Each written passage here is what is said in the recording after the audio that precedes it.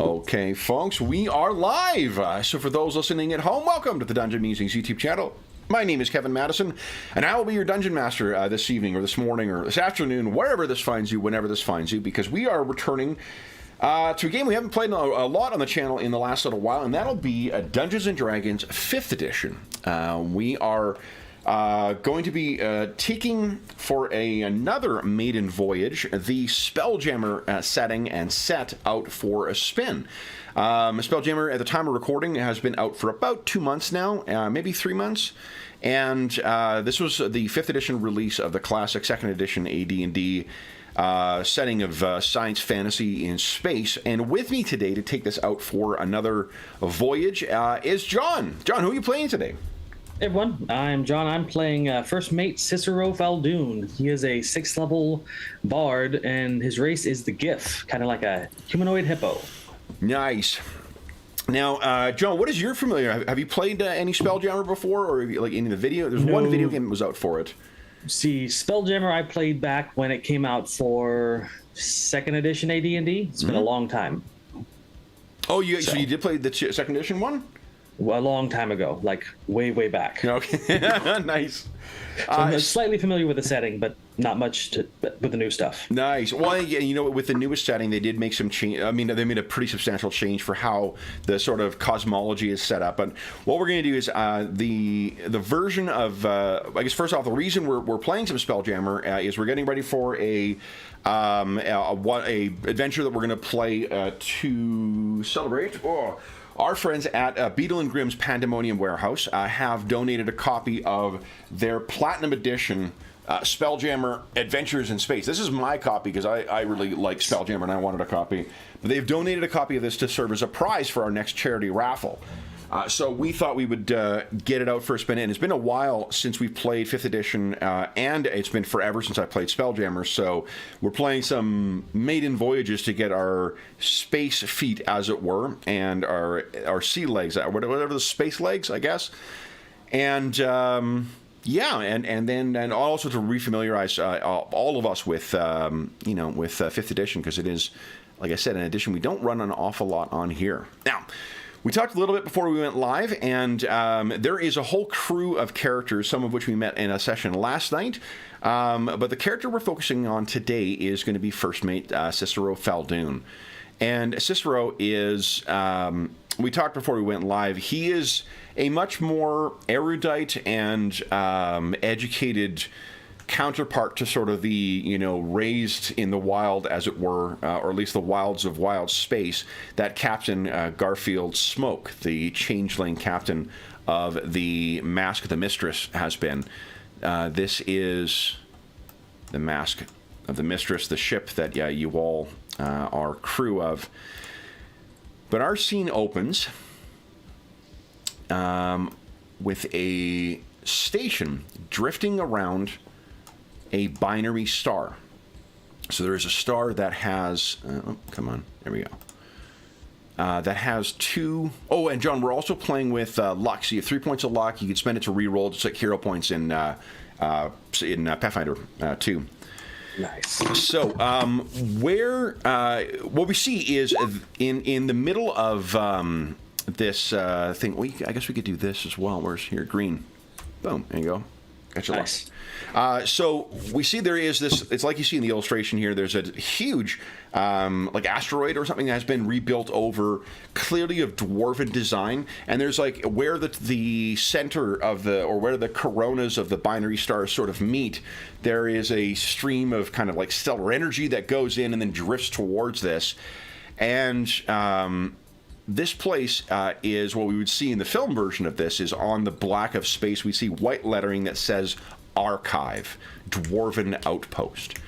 And Archive is a place that there was some, it originally was founded by a dwarven spacefarer who found a place that by tapping into the unique magical energies of the two binary suns that were linked close together, you could have basically you could build a forge unequal to anywhere else. But that's not really what his interest was. His interest was always books and learning. And as such, he, with the wealth he generated from operating this forge, he built one of the most impressive collections of books and such in anywhere in the Astral Sea, outside of the domains of gods of knowledge and such. And it also is a great place to refuel and kind of refurbish things. And this is where the Mask of the Mistress has been laid up for the past. It's been for the past couple of days, and now it's looking like the Mistress will be here for probably about close to a month. And with that in mind, one of the benefits is now. It has been a while since you have been to Archive. It's not a frequent port of call for all of you, but when you are here, you certainly are able to touch base with a bunch of old friends. Bards and other scholars really appreciate and enjoy this. In addition to the private collection of that long dead dwarf, there are also tons of book vendors and whatnot. Though people know if you want to sell rare or hard to find folios or books or manuals or whatnot, Archive is the place to go to get best money for it. So our scene opens with you making your way down some darkened stairs. There is magical lights that are active in here, but it doesn't prevent there being a lot of darker places. Dwarves, sometimes because of their ability to see in the dark, are not as thoughtful of those who can't see. So you make your way down this winding, darkened staircase, and you find yourself in a passageway that leads down to the passageways mercifully are quite high, so you don't feel terribly claustrophobic, and much of the interior of this asteroid has been hollowed out, so there's it feels more like a bunch of tightly packed buildings, more so than being within an asteroid itself. There are smells of lots of heavy smoked fungi too. It's got a little bit of an unusual tangy smell to the mushroom steaks that are being cooked not far off from here. But that's not your destination. Your destination is an old friend. We see you make up, and there is a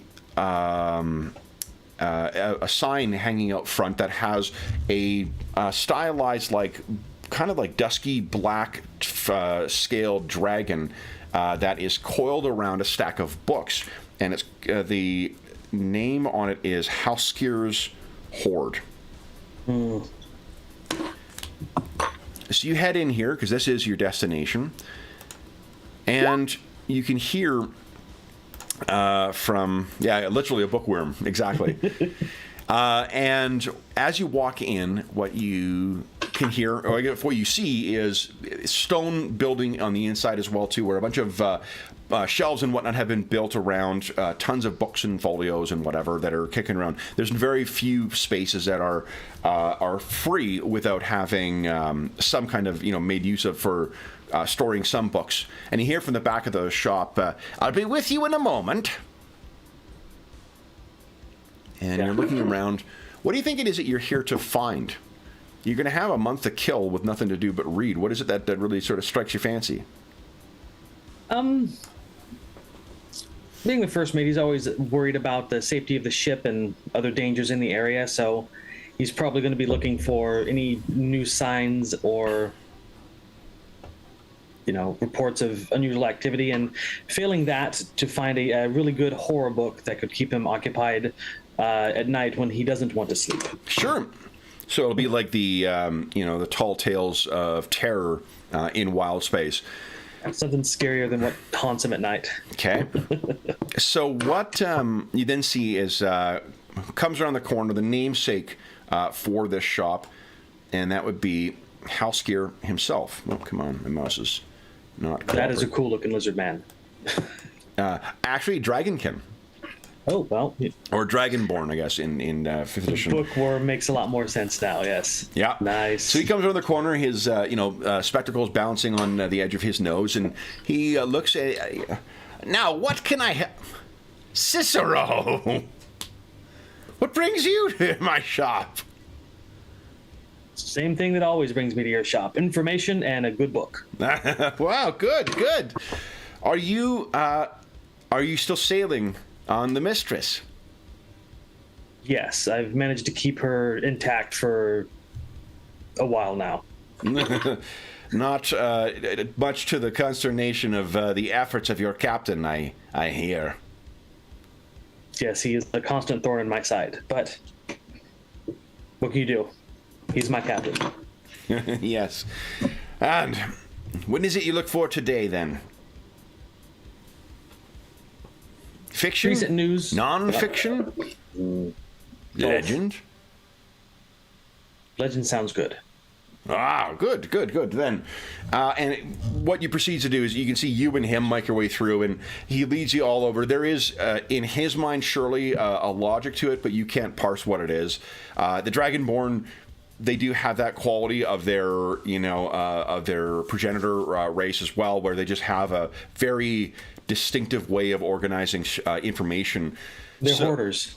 Exactly, and he has a specific way of understanding it, the way where things have been laid out, that likely anyone coming in here to try and find on their own would be at an absolute loss to do so. But he picks out for you some just prime books. So what starts probably with you were like, I'll pick up 2 or 3, ends up being this stack of books, and not because it's being pressed upon you, but because he just finds precisely what you'll need. And this will get you going for, keep you going for not only when, the time you're going to spend in port here at Archive, but also when you set off into wild space again.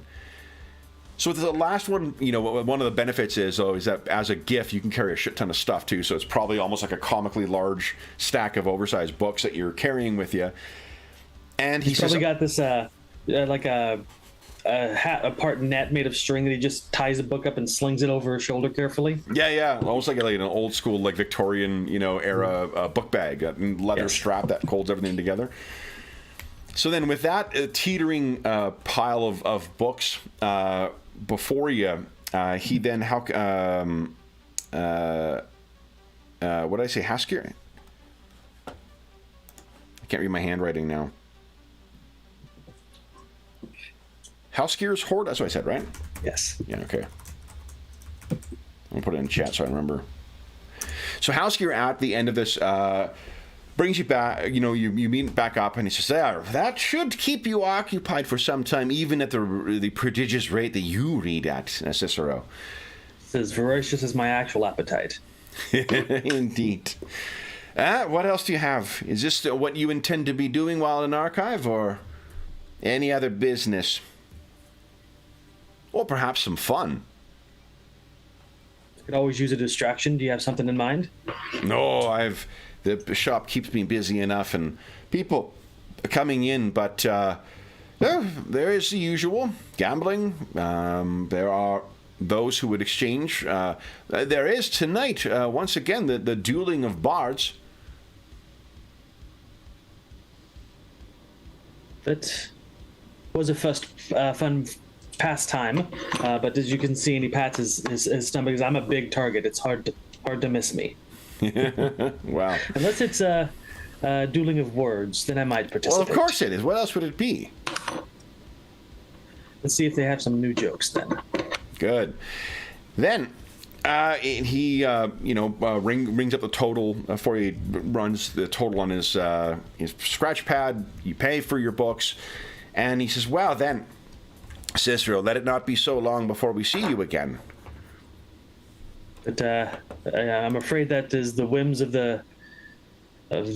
space around us. The currents always change. Oh, of course. Well, I wish you safe travels. May the Astral Sea keep you and preserve you. Till next time. So you leave Housegear's Hoard. It's a good haul. You got the strap and whatnot, and it's over your shoulder. Probably quite a happy hippo man at this point. It's a pretty great chunk of books. You got some stuff about. There's a system that your captain's talked about. A place called the Scaly Arm. It's a place where there's a bunch of systems that have a lot of lizard folk, not colonies, but like settlements or planets. And it's said that the reason for that is because there's like a broken up lizard folk god where fragments were found all along there, and they all sort of settled in that region. It's a very dangerous place to go, but you got a book on that, and you got a book on some other, a couple other things. You're on your way back to the mistress when you hear a voice that sounds sort of familiar come from the shadows. A woman's voice, husky and accented. Cicero, I heard you in town. You can give us let's see here. Why don't you give us an intelligence or a history check? History. I'm good at that. Nice. Oh, yeah. You can place that. That Heard voice. of elephant like memory like an elephant? Well, Hippo's got a better one. Yeah. This is Bromla Grimbreaker. Bromla is a Dvergar smuggler. And you and her know each other from way back. And the fact that you can't see where she is no surprise given the Dvergar's gifts. What's the history between the two of them? Is it kind of like a rocky alliance, or No, I think you likely have served together at some point before you you weren't born on the crew of the mistress. In another life, you've served with her. I think you trust her. Okay, so he'll look as around. much as you can at Dvergar smuggler. Yeah, he'll look around and say, "Well, up to your old tricks again." And there's a shimmering in the shadow, and she appears, and she has goggles on too. You know that a lot of the Dvergar who do travel, they have light adjusting goggles that they often make use of to avoid, hurting their eyes. And she says, Yes, but that joke, it does not lose its charm. I saw that the mistress was in. And I hear that the mistress is in for some time. Yes, Captain got a little too close with something big and scraped her up nicely. Oh, yes. So that leaves you here, just you, your books, and nothing to do. Aside from reading, yes, that is very correct. Do you have something in mind? I think we should talk, yes? Let me buy you a drink. I'll stick to the non-Dwergar alcohol if that... Oh, no. Nothing, so there's no funny business here. Come. And she leads you to that market that's not far away. It's sort of an open, picture like kind of like dwarven barbecue is sort of what's going on. It's like a dwarven block party. So there's a bunch of people sitting around, and you're able to purchase some food and some drink, and then you grab it, squat at an open table. It's kind of like almost like a space version of like a beer hall. So lots of people sitting around. There's food, there's drink, there's people, enjoying one another's company. She leans in, and she says, I have a proposal for you. 4 days' work, much riches, and you back with more than enough time for books and for your ship. How close are we skirting the law here? Oh, nothing here, nothing. I would not put you in such a position. Not again, at least. Well, I'm not one to not skirt the law, but I am with the crew this time. Oh, indeed. I have crew too. I have my own ship now. The Midnight Crow. So we've both grown up and gotten responsibilities. Oh, yes, but not so responsible. But what I hear is, of the ship Ebon Thorn. And you can give us I think either a history or an intelligence-based, to be honest, a history would be fine. If you're training history, that'll probably be a good chance. Yeah, you part of it, one of the real values you have on the ship is you've got this unfailing knowledge of a bunch of different ships you've ever come across. There is a half-elf captain named Captain Duvas who runs a ship called the Ebonthorn.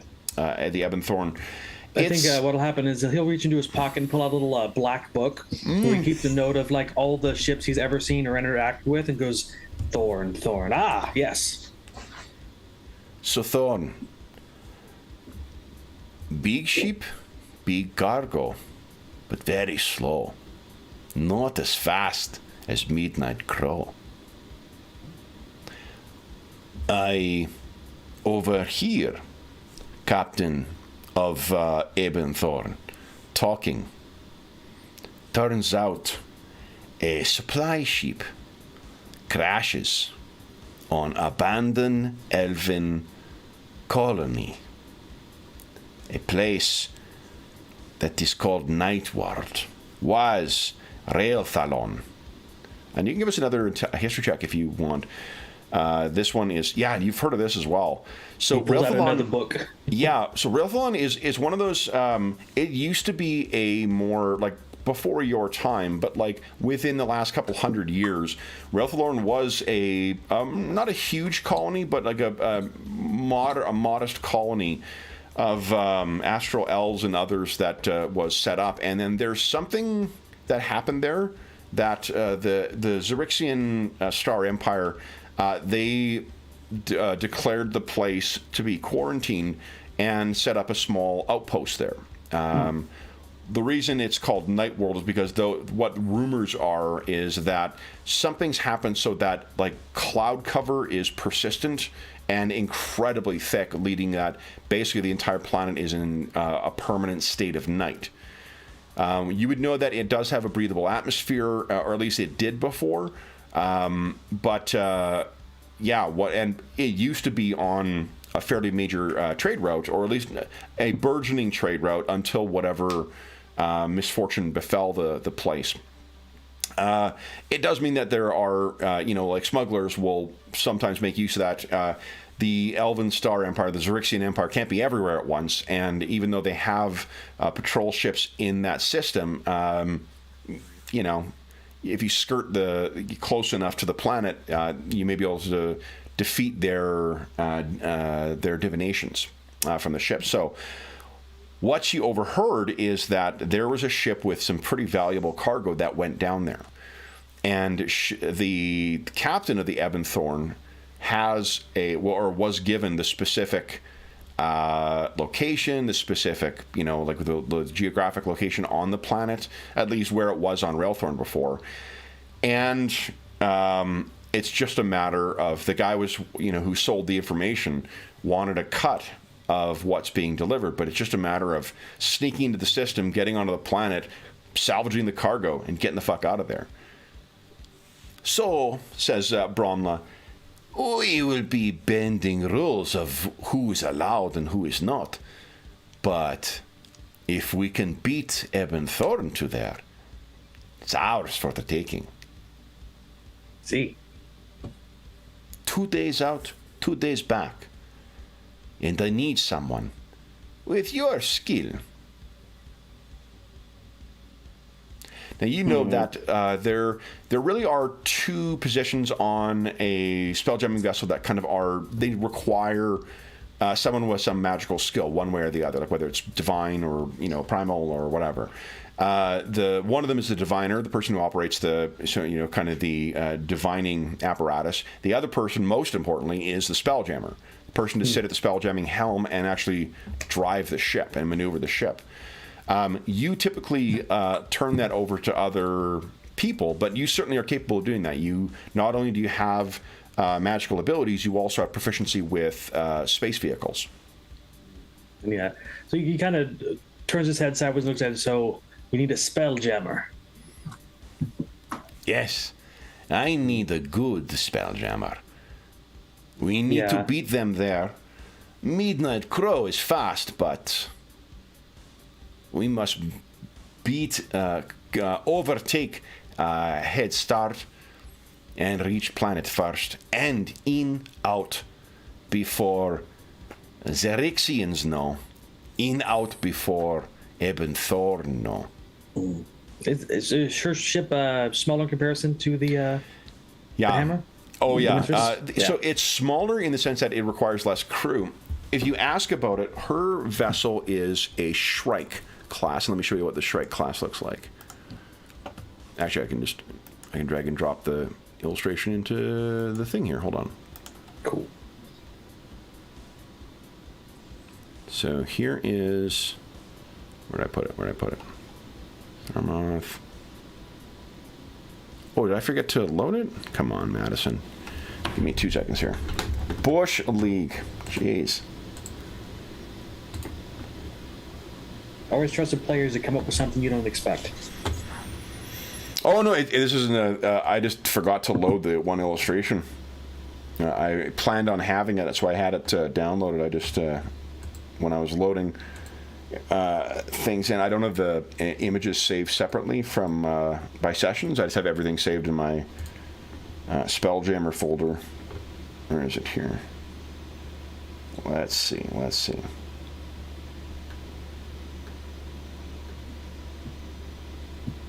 There it is. Tricky hidden little thing. I do have a deck here. I'll show you the deck plan though for in terms of this is what the Shrike ship looks like. Bromla's Shrike, the Midnight Crow, is jet black in color. The hull is black. The deck is a dark, like grayish colored wood, almost like it's been bleached in the sun. Mm-hmm. And the canvas is likewise jet black. And this is the illustration I was trying to get from the 5th edition book. So the way that you may remember, just like in the original Spelljammer 2, Spelljammer vessels generate their own air bubble around them. So when you travel into the astral sea, the air bubble around there generates the air you can breathe. The crew of the Shrike ship is only about 12. And she says, but one of the advantages for the Shrike ship, it is smaller than the Mistress. And the cargo hold is a little bit smaller, but for its size, the Shrike ship has a, relatively speaking, massive hull. It's about 2/3 the size of the Mistress, and it's much faster. It's among the fastest spelljamming vessels that you can get, and that's without any kind of modifications or whatnot added, which she may have done. It is also armed with, let's see here, I believe it's 2 ballistae. 3 ballistae and a piercing ram. Yes, Cicero will kind of grin to himself and say it'll be nice to pilot something that doesn't have a mean aft drift to it. But the Mistress has a wide end. Oh yeah. When in the Mistress, what's happened lately too is because your real knack is with working with the crew. It's rare that you get a chance to really get behind the helm too. And if truth told, push comes to shove, the elven woman who has recently signed on with the crew, she's trained by the Xerixian Star Navy, so they make some pretty good pilots. So, but what do you think? She asks. 2 days there, 2 days back. You come back with more money, your book's paid for. What's my cut? Your cut. She kind of narrows her eyes. 25.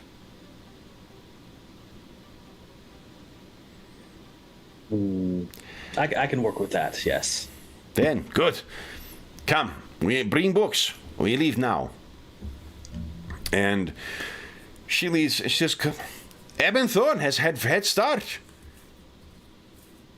Then I suppose we shall move quickly. Okay. However, I must notify my crew I'll be away for a few days. Okay.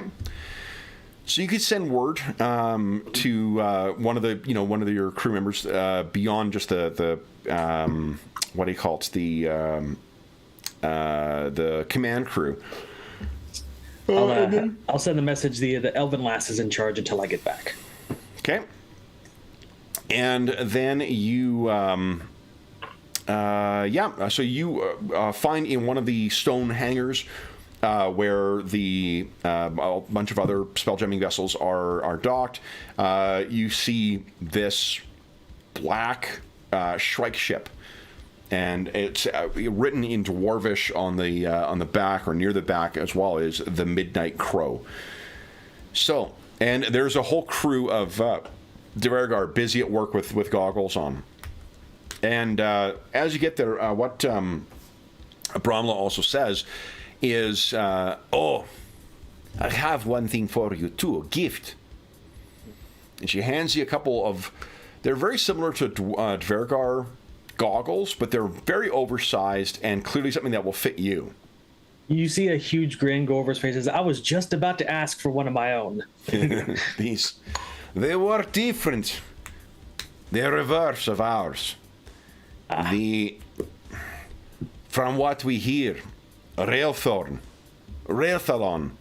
the night world, will be like depths of earth. We will see fine you.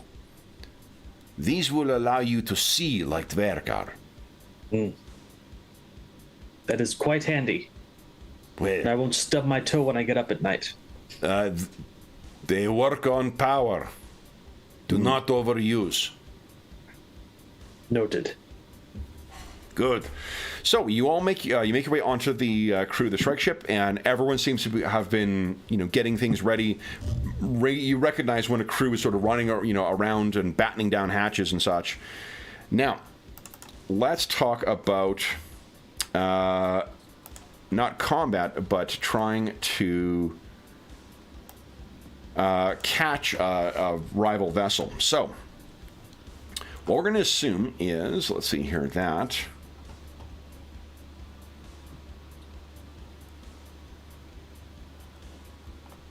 where's the chase? We're going to run this sort of like a chase action here. Now, where is it? I think it's on page...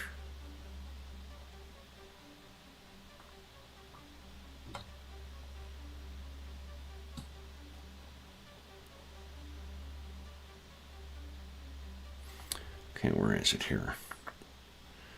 Is it a divining action?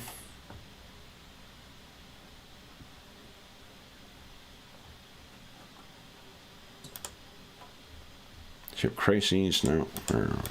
Where are we? Here we go. Okay, so the ship speed is equal to its speed in miles per hour minus 3, rounding down. The Shrike ship has a speed of 5. The reason that's important is because you get to add plus 5 to the results of some of your some contested rolls. It's much faster. By comparison, I think the Mistress has a plus 0. Let's see here. Hammerhead is a 4, actually plus 1. So plus 1 versus plus 5.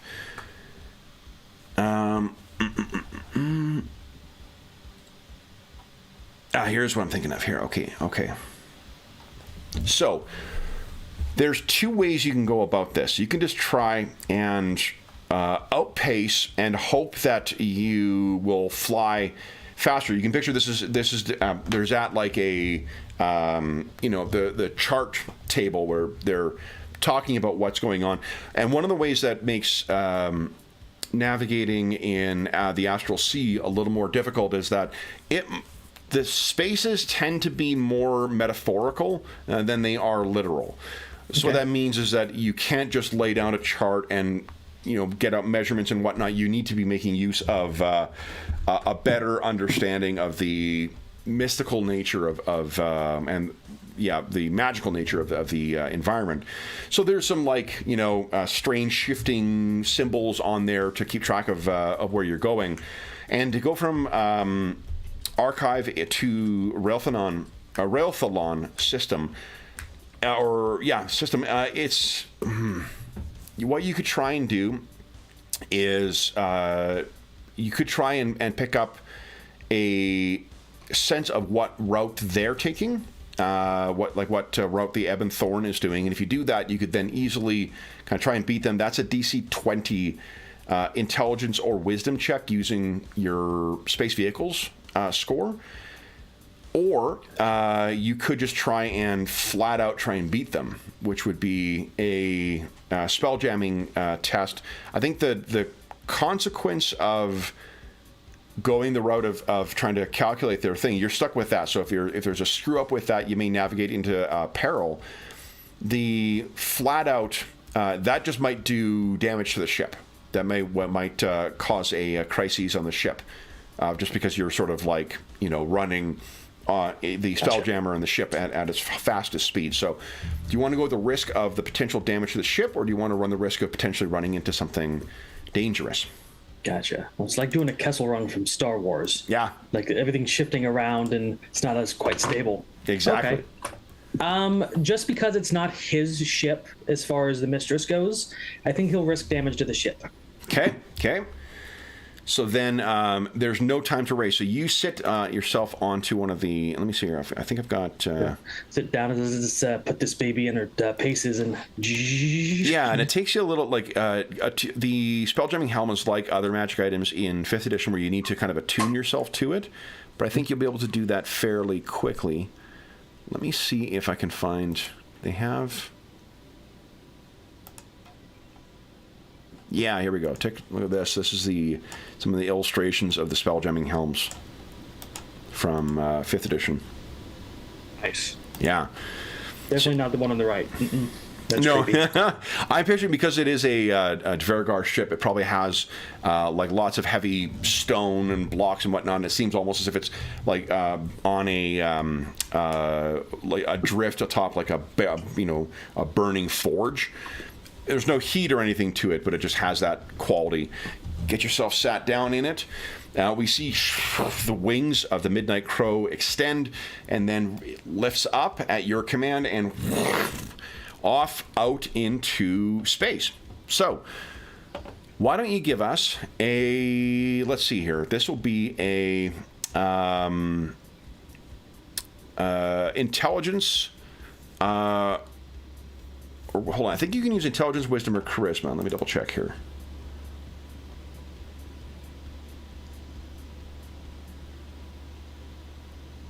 Yeah, your spellcasting stat, which would be charisma for you. So charisma, it'll be a spacecraft vehicles plus your proficiency in space vehicles. Okay.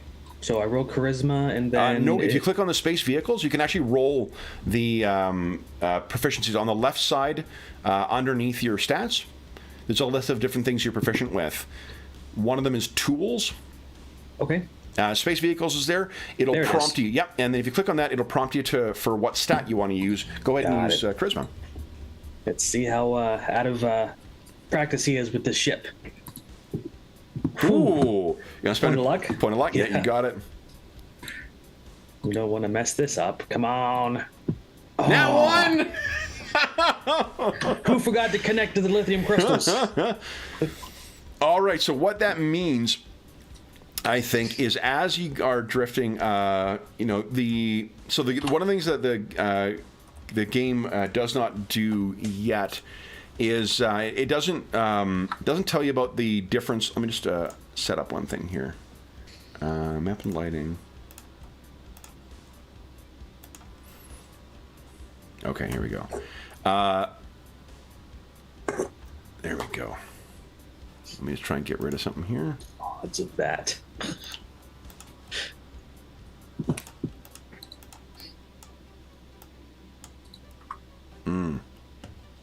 Okay. What you find is, I guess you're a little unfamiliar with this, and while you are able to reach Relflon system where you want to be, let me bring you over to bring your column. Where are you? Go. Wrong.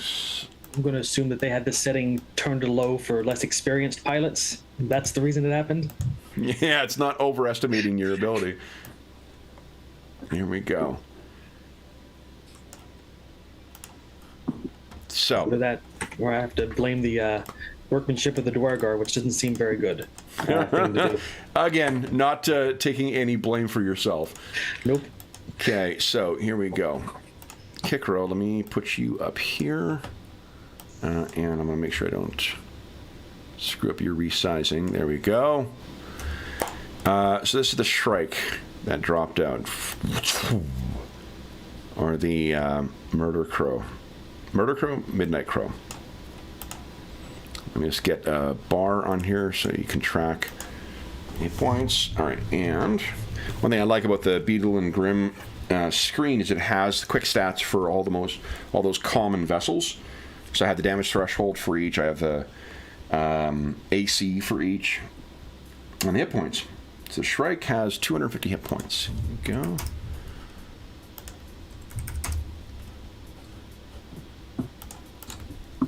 And put this down for you. This will be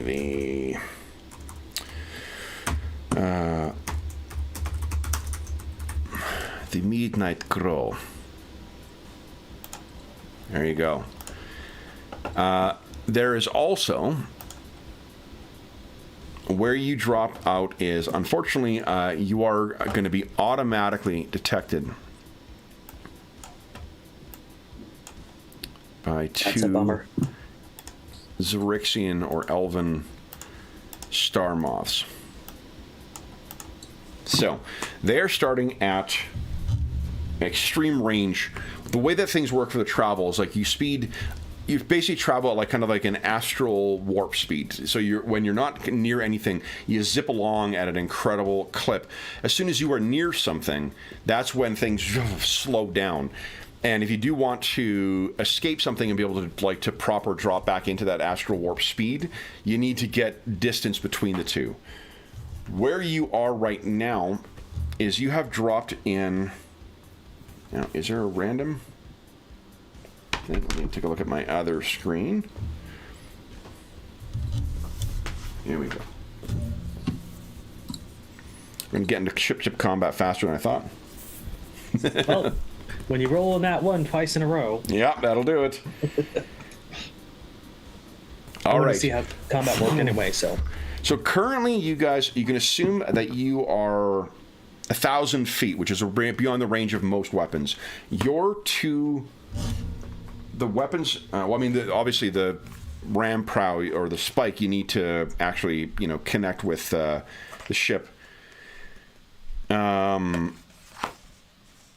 Your ballistae have a range of 480 feet at long range. So you're going to need to close if you want to make use of that.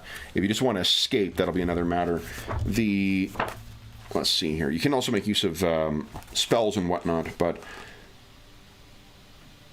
yeah, the Elven Starmouse. Why don't you give us a history check once again? I think you might have an idea of what they're likely armed with. Yeah, that's good enough. Yeah, they're armed with mangonels, so they have a longer range. Their weaponry has a longer range than what yours does. Gotcha. So we either need to run or close the distance very quickly. Yes, exactly. So what we're going to do is, because you are the one who is in charge, why don't you, let me get this down here. The rounds for this, I think it's like 12 minutes is each round in ship combat. Okay. If I remember, so I'm acting captain? You are going to be able to pick what position you want to be. What you don't have proper we don't have other PCs on you, but what we're going to say is that you have at least one Dvergar crew member who's able to fill whatever role you choose not to. You can choose to be the captain. She can take over. Bronla could take over spelljamming, because they are likely to have a smaller bonus than what you are. So, first thing we need to do is determine which of the ships will go first. So, why don't you go ahead? What is your spell? Give us a charisma check, please. 25. Okay. Pretty sure you're going first here. Yeah, I got a 7. So you'll be up first, then the Elven vessels will go. All right, so 27 and 13. Okay, so on your turn, here's what you need to decide. Let me get my Where did I put it? Oh, I closed it down, of course.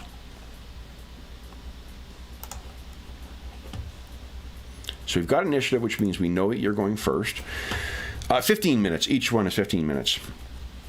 So you determine, if you're going to be the captain, you determine the order the crews will act in on their vessel's turn.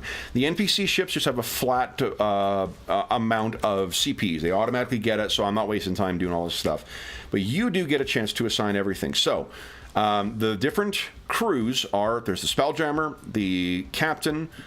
If you are having someone take over the Spelljamming helm, that means you will not have access to a diviner. So those abilities will not be accessible. And there are sailors, and there are gunners, and then there are general actions that can be used as well. You can do more than one, unless it says that you're only able to do the action once, or that it has to be the only action, like the general actions. Some of those are, if you do that, you can't do anything else. Otherwise, you can do them multiple times. So, what are you thinking? Are you going to engage in combat, or are you going to try and run? I think we'll try to run first, just because we are outnumbered, and I'm not familiar with this vessel enough to really know what we're doing, and we're trying to beat them there. So any holdup is going to cost us time. Okay. So we start with 0 CP, and we try to escape at cost 4. Yep. So we got to earn 4 somehow. Yeah. So, captain's action, one of the things is support your crew. You choose one of your crews, and then that crew one of their actions will require 2 less command points. So that's one of the ways of bringing that crew cost down. For the, let's see here, sailors' actions, let's see here. There's repairing things, damage control. You can increase the speed of the ship if they are kind of loosing the sails. That does cost 2 CP, though. General actions are do your duty. The ship gains 1 command point, full stop. PCs who had and people who are on specific crews, each of the crews you've got, the gunner crew, the sailor crew, they can always take general actions as well in replacement of what they normally do. So if all you want to do is like get all hands moving, the sailors, the gunners. There is no one at the diviner station, so you can't use that. But the sailors and the gunners could just take do your duty, and then they'll add 1 more. So that would give you a 2 CP, and then you would also have the what do you call it? That would give you the 2 you need with your reducing the cost. You can also go into the fire. You accept a crew lost crisis. And you gain your proficiency bonus -1 in command points. That would net me 2. Yeah, that would net you 2. You can use it once per round. That is a dangerous because you're losing crew member. I don't want to do that. It's too early for that. The other thing you could do is your general action. You could go above and beyond. Push yourself to help the crew or vessel. Pick an attribute, a skill, or things. You describe how you're going to help the crew out. If I agree with it, you roll against a DC 15. On a success, you gain a number of command points equal to your proficiency bonus. If you fail, you lose 1 command point. Gotcha. You can also push a crew to do that. Any one of your crews can take care of that. They have a net of +5 to their skills between proficiency and skill rating. Okay. So what are you thinking? Let's and then Broma can act as captain, right? Broma can, yeah. If you want her to be captain, absolutely. Okay, so let's see. We can do our duty with the So what sailors. crew are you taking command of? I think I'll stay in Spelljammer. Okay. Okay. I think Captain Axons could be support your crew for the Spelljammers. Okay. And then we have the gunners and the sailors do the... So she leans into you. Kikoro, get us out of here. Yeah. What are you doing? Let's do this. Yeah, so gunners and sailors do their duty. Okay. And that should net us 4 points. That's, her action just reduces the cost of 1 action. So we get 2 and then -2 for the action. So we will attempt to escape combat. Okay. So then, escape combat. So it's a spelljamming test modified by your vessel's speed. Their speed is you have 5, and there's is 2. So you're gonna have +3 to your result here. The total you're looking at, let me see here. There's Spelljamming plus speed. You're going against a 15, DC 15. So this +3. Yeah. Nice, 27. Incredible. All right, so you gain 1 escape point. So we see the murder crow kind of spins around in space and then begins accelerating to try and get away. I think what color do we want to use for escape? Is escape green? Green for go. Okay, looks good. All right, so then the vessels, they have 4 command points. You really need a good crew to get a lot of command points. Yeah, well, so the NPCs just get a flat, like either 4 or higher. And if we had the full crew, each of them would be able to do certain, like, when you've got even 2 people who are, making that roll against DC 15, you're generating up to 6 command points just from 2 members at your level.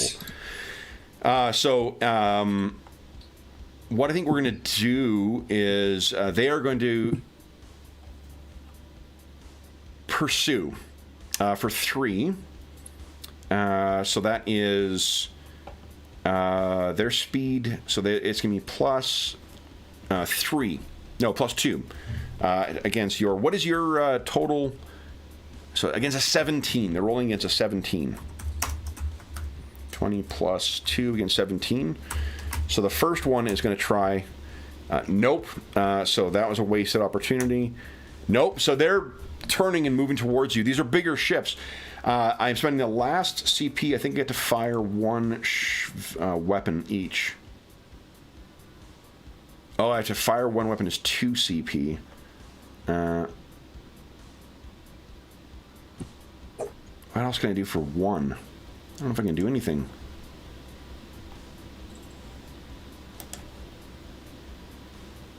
No, that's it. I'll also try and do something. Yeah, I'm going to try something next turn.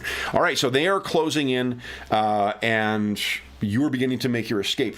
Then... Seeing in the narrative, he kind of like half drifts across something that's floating nearby, and they try to make their shot, but it just hits on the breeze. And well, I didn't even have a chance to fire.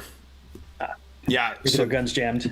Well, I think they're just ready. They weren't expecting you, so they aren't ready. Next turn, though, oh boy, will they be ready. All right, so then it is top of your round. You have 0 CP. What are you going to do? Gotcha. I'm thinking we're going to do the same thing. Just focus until we have to turn around and start blasting them. Okay. Same actions as before. Okay. Just, do the rolls. So then the crews, the gunners, and the sailors are all working to support getting this thing, trimming sails and whatever other things you need to do to get things moving. Mm-hmm. And go ahead and give us the DC 15 vehicle space check, please. Yes, nice. Apparently he's good to get into trouble and good at getting out of it. Okay. So once again, that is another escape point. All right, and then on their turn, let me see here. I think we're going to coordinate things better this time.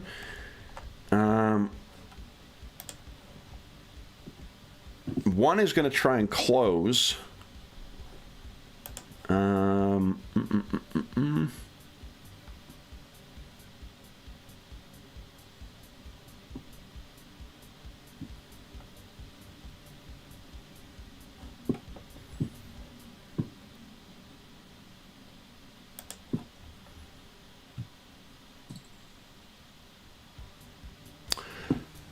Yes. So one of them will use illusory flak first. Now your diviner has a +5, so it's a DC 15. I'm rolling against with 1d20 +6. So what's happening is there's just the diviner station, which is, you can picture like a And on this ship is probably it's almost like a stone bench that has a scrying pool in the center, and there's just stuff going crazy on this. It's also making it hard for you to navigate because there are false, inputs from the divining component. Oh, and what that means is you're going to lose 1 command point next turn. Okay. Okay. Their second action is going to be to fire. 1 ship. Okay, so this is going against your vessel's AC. Oh, it's on the screen. Let's see here.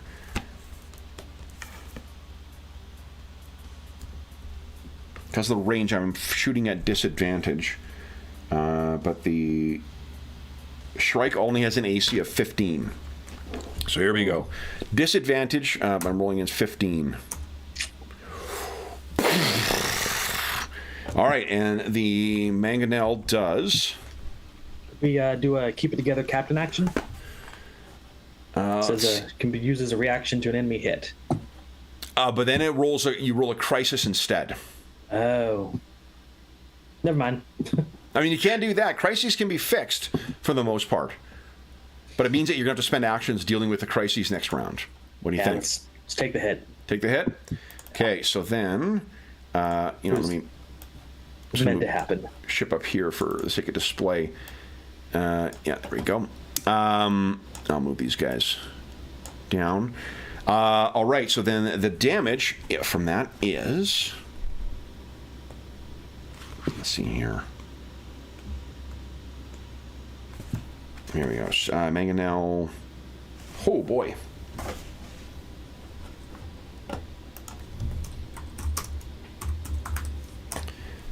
$30 points of damage. Jeez, they winged us good. Yeah.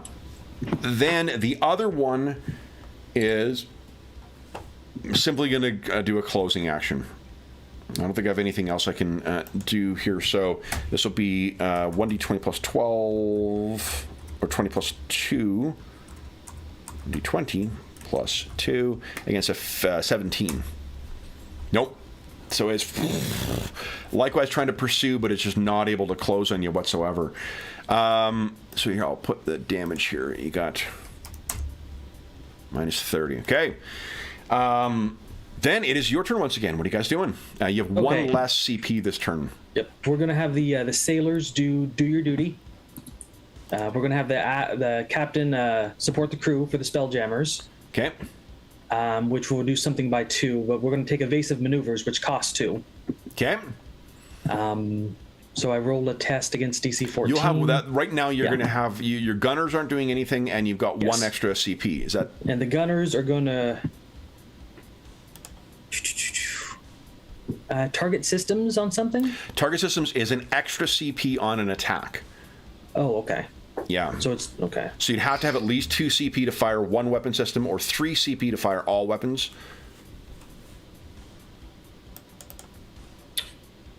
Well, I guess hold on. You don't even have that because you got 1 less.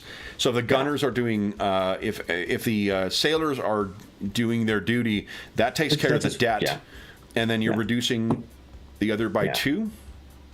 Yeah. So it'll net 0 on the other one. So we end up with 1 point to spare. Okay. Shoot. What can we do for 1 CP?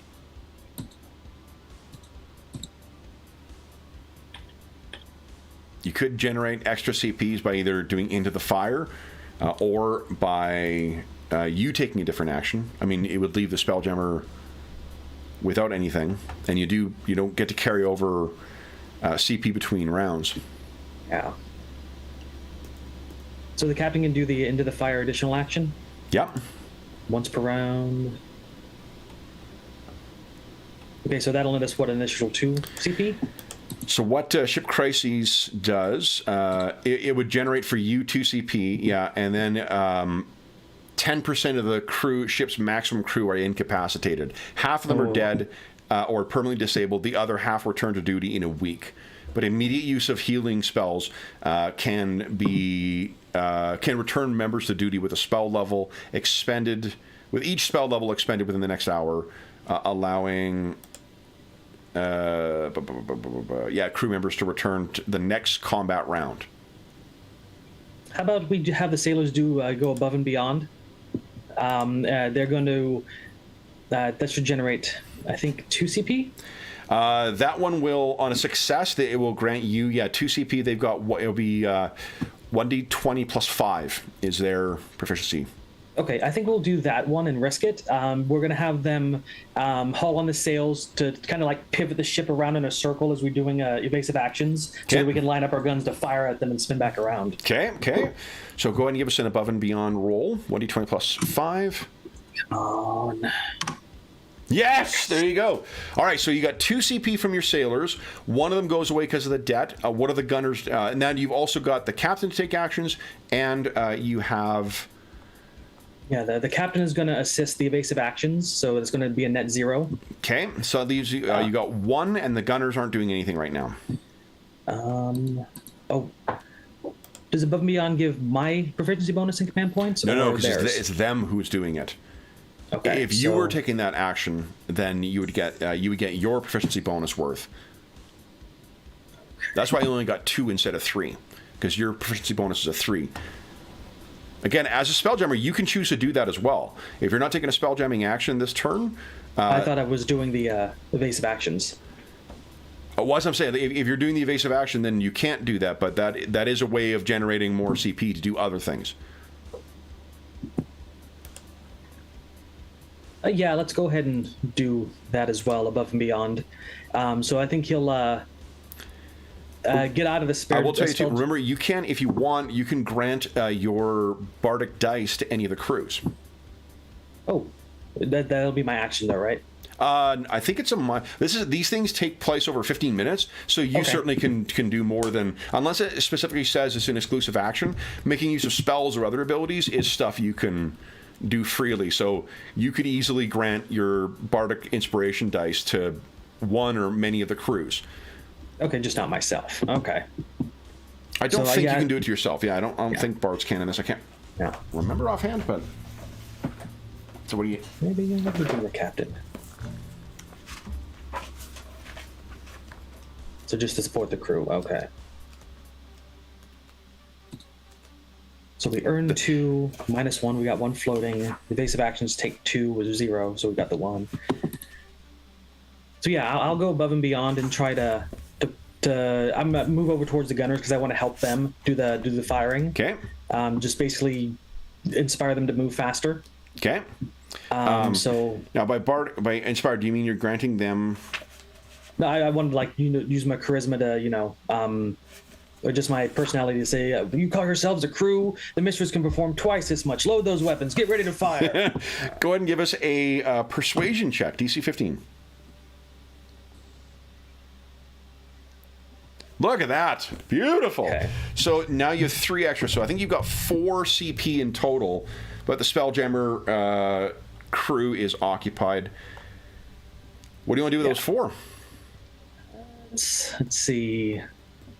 So what the targeting system does is you act as if it's harder to hit, but on a hit you specifically cause a damage to one of the systems on the crew on the other ship.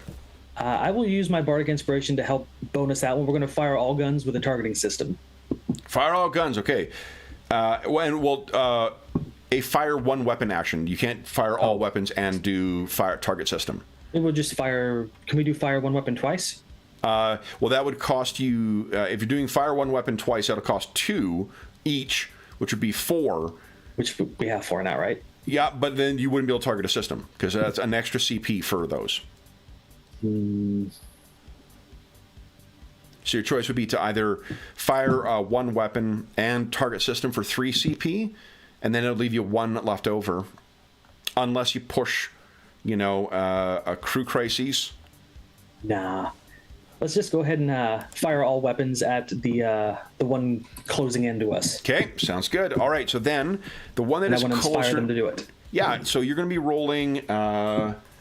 let's see here. Your crew has, I think it's +6 with each of these. Yeah. So 3 ballistae. 1d20 plus 6. AC of this is not hard to hit, but you are firing at oh, hold on. Well, actually, the ballistae is out of range. Because you're trying to escape. Fire? Yeah, sorry, I should have caught that before. The reason they were able to fire their mangonels at you is because it's got a longer range than the ballistae. Okay. Well, dang it. Suppose we can just...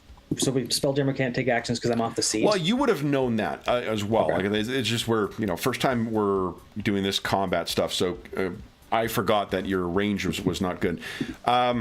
You already got, but we'll give you the benefit of the one crew doing their duty, because that will give you a net 1 from just the sailors. The gunners could take 1 action, or could do their duty to generate your second, and then the captain could reduce the cost of 2. So 4 minus 1, so we still have 3 to work with, roughly. Which one are you trying to do? 2. Evasive maneuvers or escape? We don't have enough for escape. Let's go ahead and do evasive. So right? do your duty generated 2, which reduced it down to a 1, right? Yep. Then you also have the gunners who aren't doing anything. If they did their duty, that would generate a second 1. Mm-hmm. And then the captain, if they're doing, that would reduce the cost of escape by 2. If that's what your intent is. Yeah, if we can get the escape combat, let's do that. Okay. Try to. So then once again, it'll be 1d. It'll be your check plus 3. Spelljamming test plus 3. And if you win, you get your 3 escape points, and you're able to depart. Okay. He pulls out his little pipe, lights it, and says, "Let's get on out of here." Yeah. And punches it. Luck point. That sounds wise. No smoking on my ship. There we go. There you go. Whoa. And you're able to get just to the edge of the space, and then accelerate off to elsewhere in the system. Rolling those 1s again. It's trying to get me. All right, so let's bring us back to the... Imagine in the narrative where we're ducking and dodging between little asteroids that are floating around, and then they mess with our ship, but then we duck around one, and when they pan around them, we're gone. Where'd they go? Exactly. All right, so you then find... we pick up with you actually drifting over to Relthalon, and you've got Bronla at the Diviner's Station, and she gestures, and on the pool that sits in that pond, just like an image appears, like a scrying pool itself, and there is a completely black. It looks like a sphere of granite hanging in the darkness of night. The clouds are so thick on this that you can't even make out what's on the surface of this thing. One upside to although your arrival in system was poorly timed, it does mean that you did get here fast enough, so the Ebonthorn shouldn't be, coming upon you momentarily. Now it's time to get down onto the planet. Look over at Brahma. I'm like, "You sure this is the right planet?" Oh yes, look, the night world. And you can almost see like lightning sort of arcs through some of those clouds. It is not going to be a pleasant, atmospheric entry, nor is it going to be nice going around on this planet. You also don't know what happens still, so you've got the location on the planet. Hopefully, this should bring you to the correct place, and hopefully, what's been promised will be there as well. So. The ship rated for atmospheric entry like that? That's quite a storm. She looks and says, "This is why we have you, Cicero." I suppose so. All right, so you urge the ship on with your mental command, and it drifts down into... and then down into the... planet's surface, and I've got this isn't. See, as they go down the clouds, he takes the things and go. Yeah, good call. Because almost as soon as you drift down into the clouds, like lights all go out, and the Dvergard don't bother to keep things on, keep lights on the ship. this isn't a perfect analog for it, but I like kind of the blasted wasteland quality of this. That's what's sort of passing beneath. There's also wind. It's much darker in here as well, too. So you'd only be able to see this with your, with your goggles. And you're also, I mean, sort of your, the divining senses, the limited version of the divining senses that you're able to access as the Spelljammer. You don't have access to the full, augury, devices that the diviner does, but you've always got a sense of what's around. It's kind of necessary for operating a Spelljammer. Why don't you give us a 1d20 plus 5 roll, please? So they're having difficulty, unsurprisingly, all the particles in the air, all the blackness of the or the lack of light on the surface here. The diviner is having a hell of a time trying to pick up the vessel. There's things that show up very briefly.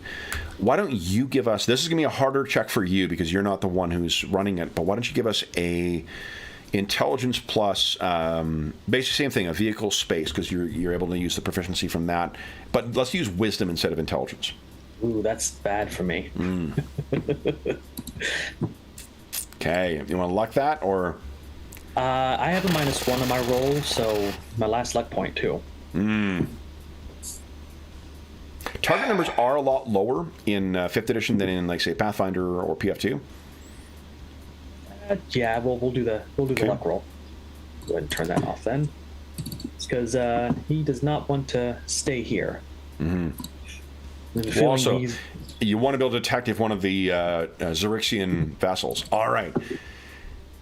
So you're able to pick up what it is, and it is a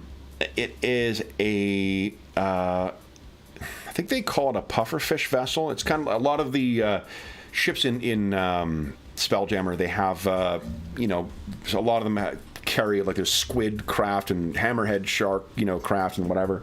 The Shrike, to a degree, of a small bird.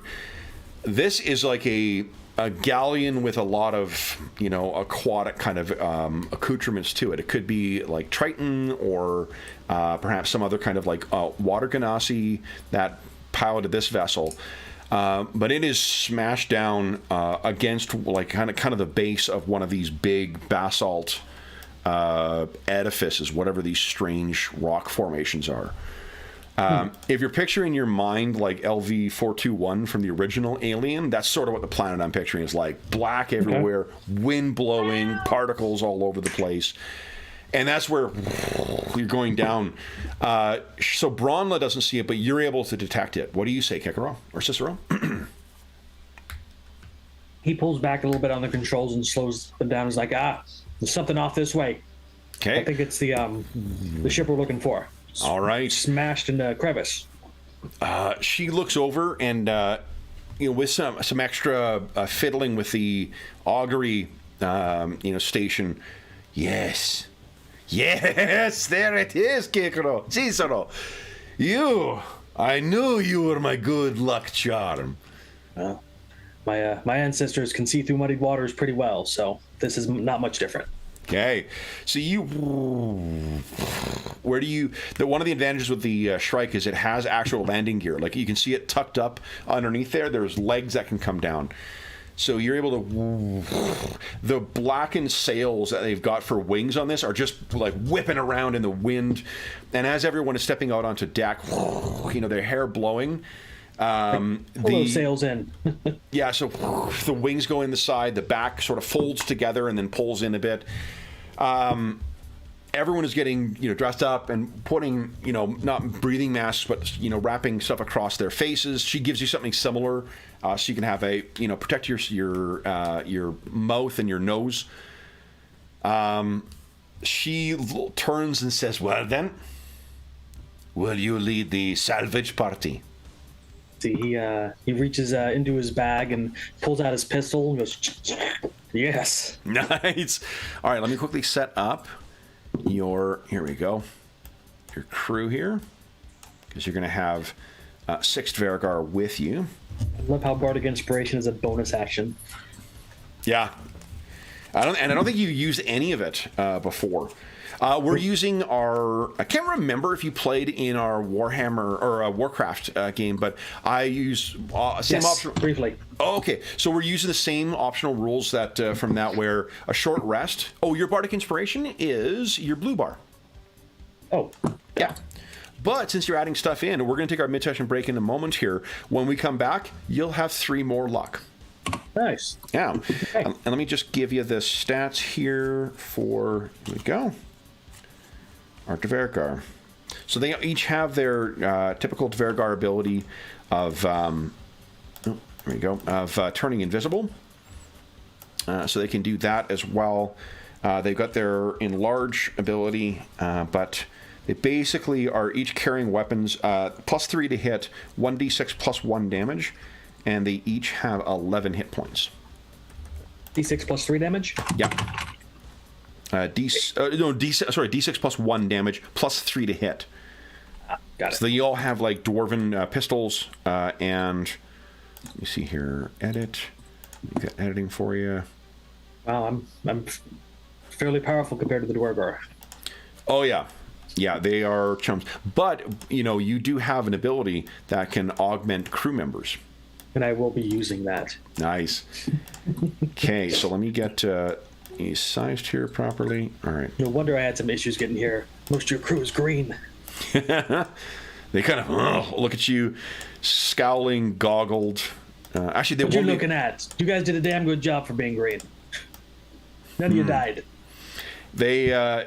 You're not sure if you've met any of Bronla's crew before, but they definitely are impressed that you were able to outrun the Elvish Star Navy. The Zorixian Empire not as slow as they look. Okay, so there's your crew. Hold on, let me... Oh, did I forget to put... Hold on. Yeah, I forgot to put them under your control. Hold on. Hold on here. There we go. I'm just going to get rid of the rest of these guys.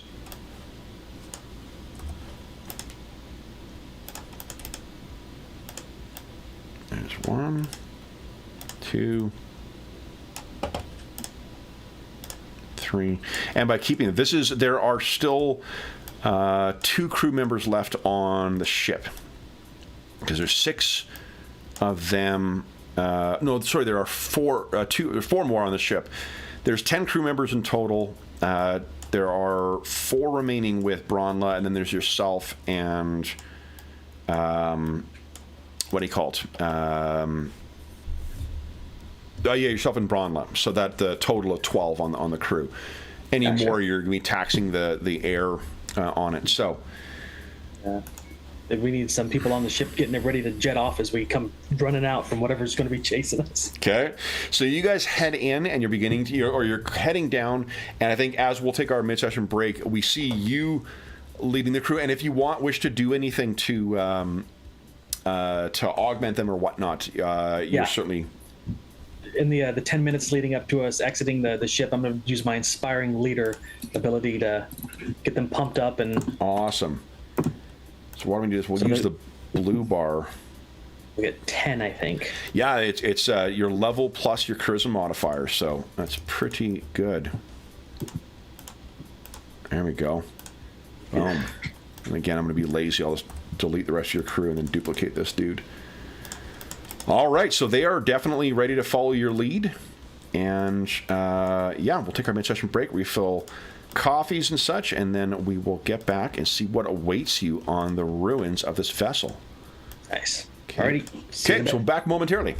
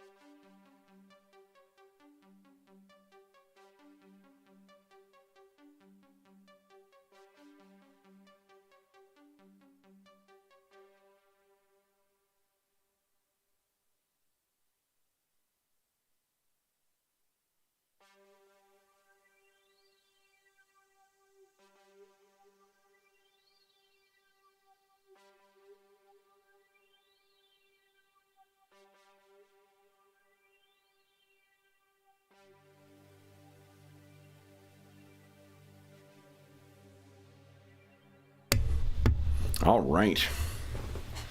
So we got your luck back. We got your crew ready to go into this busted ship. How far away do you think you landed? Like maybe 100 feet, 50 feet, 60 feet? Ooh, I'd say 60 feet. 60 feet, okay. Yeah. So as you reach the surface is, you can hear things crunch underneath your feet as if,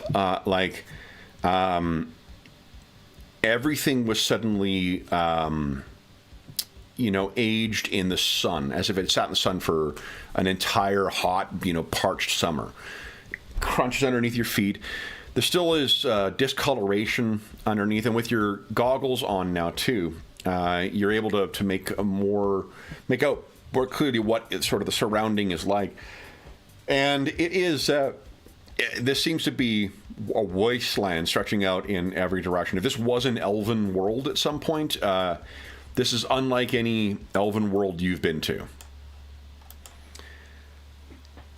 Tell me about how you approach the ship. And each of your crew members has a dwarven or a Dvergar musket with them, in addition to their hammer and shield. Okay, well, I'm gonna designate 3 of them to be like the front line, as far as charging and keep things busy while the rest of us shoot. Okay. I promise them I'll keep them tipped up and ready to go. Okay. But we're going to be. I wouldn't imagine stealth is going to be a big thing with the wind howling and whatnot. So we're just going to trudge forward, just staying wary and moving at a good brisk speed. Okay. So begin moving forward. I imagine Cicero stands like a full chest taller than them, right? Yeah, I think like the Giffer. Let's see here. How tall are they? I imagine.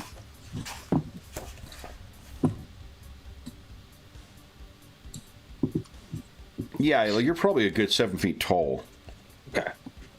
And in comparison to the Dvergar as well too, who are only about 4, you're almost double their size. So you're easily able to, look over them as you're approaching. Okay. So as you guys get closer, you can see that wherever the pufferfish ship seems to have crashed and sort of fallen on its side. It does appear like all the windows in the back of the ship that lead into probably the. Who are we barking at? Should know anyone outside. Nope, we're yelling at nobody. Sounds about right. The windows in the ship have broken out, and likely the port side has where it's kind of landed has busted in, but there's nothing on the there's no obvious hole otherwise in the hull. So do you think you'd want to climb in through the back and make your way in? Would you try and break through the side? Try to find an entry point pretty close to the ground. Okay. Probably the easiest way is probably the back of it. You could also walk over to the far side. If it's rolled on its side, you may be able to just clamber up onto the deck and make your way down, albeit in on a side turned ship. But there will be a way to the lower decks and the cargo deck in particular. Yeah, the cargo deck is what we're actually shooting for. So let's circle around and get in that direction. Okay. Enclosed spaces in a side-turned ship does not seem fun. Okay. So you make your way over to the side of it, and it doesn't appear... There are some markings of blood in 1 or 2 places where people probably have fallen. There are no tracks because of the blowing wind to pick up. But curiously, there doesn't appear to be any bodies. Yeah, smears of blood, like something was drug away or anything like that? Not that it's drug away, although, again, the scouring of the particles being blown along here, that may have done a good job of cleaning up. But there's definitely 1 or 2 spots where there's discoloration on even in your, using your, what do you call it, dark vision goggles. You can see that there are some discolorations on the wood. Okay. The 3 Dvergar in the front, maybe what I'll do is I'll separate them out here. They're able to make their way up and sort of clamber up the side of the deck. They have to hoist or put their hammers away, but they pull out like climbing, like little hatchets, kind of multi-purpose hatchet tools. Hatchet on one side, hammer on the other thing. Track, and they're pulling themselves up the deck. They get to the top, and then cast down some rope so the others can make their way up. Excellent. This way, sir. I'll head up last just to make sure they have some cover, and keep looking around because this place makes me nervous. Give us a perception check, please. Perception, not my greatest skill. Like he's probably nearsighted, so. There's a really good reaction speed, but not quite distance. No, and there definitely is something unusual here. This is strange, but you're pretty close to this prize right now. Alrighty, keep a watch out, and let's get those goods. Okay. Go get back and get several rounds. So who is? Are you having all like your 3 frontline guys? You had your 3 backline guys, and yourself with the backline. How do you see going into the ship here? Are the 3 guys going in first to sort of find where stuff is, or are you all going in together? What's the plan? I think we'll send 2 of the frontliners and 2 of the gunners in first, and then there'll be the 4 of us in the back ready to move in after if they find something. Okay. So you're sending 2 of them in first, and then you're keeping 4 in the back? Or 3 in first? Sending 4 in first, so 2 gunners, 2 melees, and then the other 3 of us are going to be outside ready to go in. Okay. So you guys, and are you up on the deck now, too? Yes. Okay, so they're climbing down in there. And...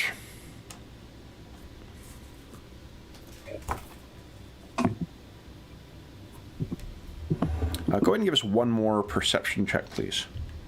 On dice gods. Better. Okay. Good. I've got no bonuses to this skill. All right. So, what you hear is... Let's roll this here. Screams of the dead and the dying. Yeah! From somewhere inside.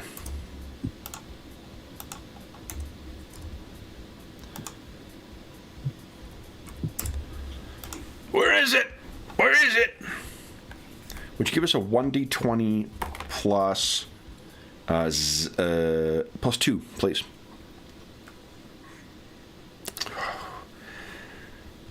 And then...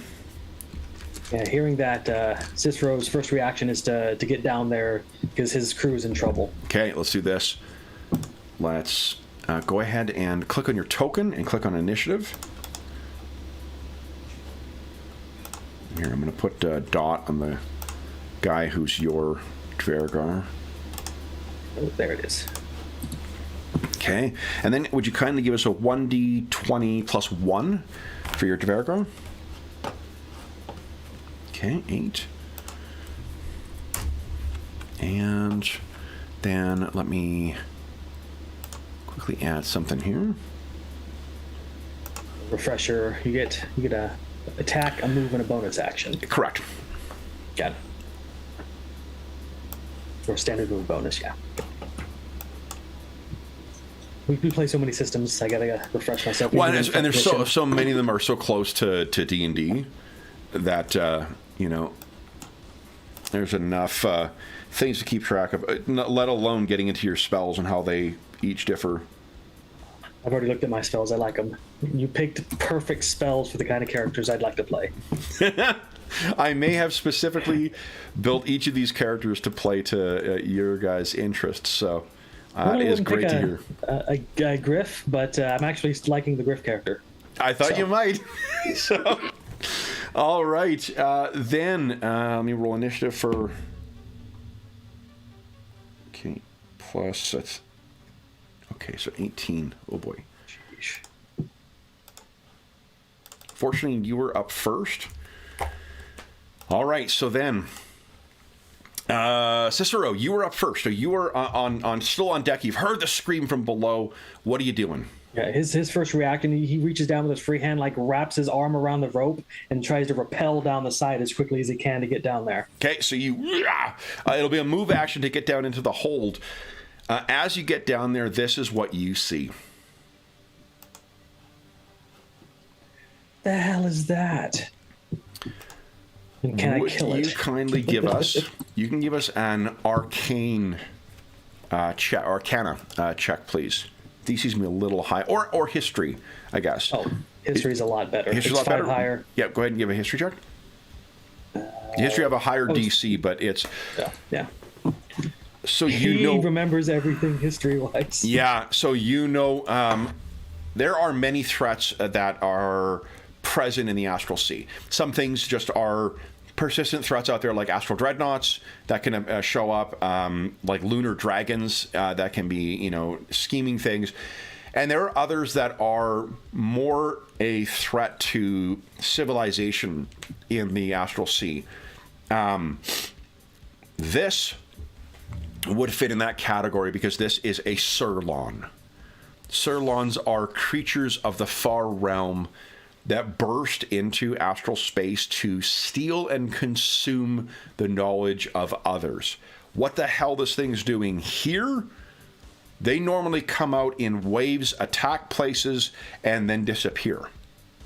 The fact that one is down here wearing a robe and whatnot, you need not. There are no recorded incidents of friendly Surlons. So if you are concerned about injuring this one, he is about maybe 15 feet away from where you've landed down on this deck, and he is engaged with and about to tear into your crew. What would you like to do? Gotcha. I know. Do these things have like mental abilities that I know of? Oh yeah. Like a lot of things from the far things from the far realm include the Illithids, the I think Beholders are from there. No, they're aberrations, but the first instinct he has is to protect himself as a leader from this thing. Yep. So he's going to use his regular action to cast Intellect Fortress on himself. Nice. Beautiful. And then his bonus action, he's going to shout at the one getting attacked. He's going to give him a Bardic Inspiration die and says, "Stand your ground, I'm here." Okay. We'll give him a gold thing to know his Bardic Inspiration. All right. So then it is the Surlon's turn. So first I'm going to try and... Oosh. Okay, so claw attack. I'll roll in chat because that'll be fun. The AC for your crew is 16. They have pretty good crew, a pretty good AC. Yeah, coming from Path, I'm like, ooh, that's not good. But D&D, that's okay. Yeah, it does take a bit of adjusting. Oh man, look at +4. All right, so here we go. So first attack. Oh, you know what? It'll actually... That includes a shield, which I think... Makes sense. So it might be 2, because they don't have their shield out. Shield grants in... I think it's 2 in 4E. Let me double check. Yeah, shield is 2 in 5E. Did I say 4E? I meant 5E. Yeah. Too many additions. 4E was fun. So it's 14 is what they're rolling against. So first claw. Oh, so close. Your guy narrowly misses. Second claw. That connects. All right, and that is... let's see here. D4 plus 2 slashing, so 6 damage on that injured guy. And then he's going to try and bite him. So that is 20 plus 4. Solid hit. Not going to let these guys die, though. Oh, 1d8 plus 2. Blood sprays out as your ally dies. Does he like straight out die, or is he bleeding out? Straight out dies. He's a supporting character, unfortunately.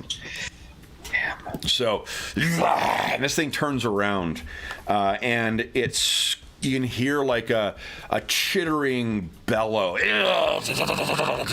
in your mind. Then it is your Dvergar's turn. What are they doing?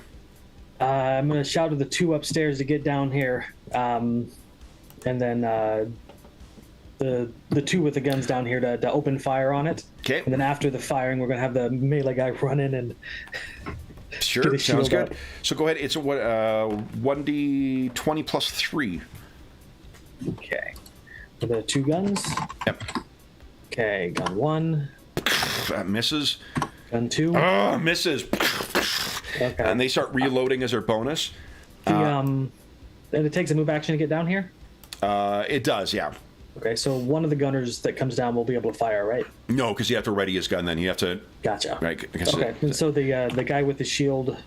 Yep. Well, goes up and moves in and attempts to hit it. Okay. Yeah. These guys are so green. Jeez. So green. All right, Cicero, what are you doing? Looking at my stuff. Now, one thing I'll say, because they are not PCs, I will let you distribute as many Bardic Inspiration dice as you want with one bonus action. Okay. Because these are crew members, not individual NPCs. Or individual PCs, rather. Bonus action, I'm going to distribute the last 3 of my inspirations to the 3 gunners.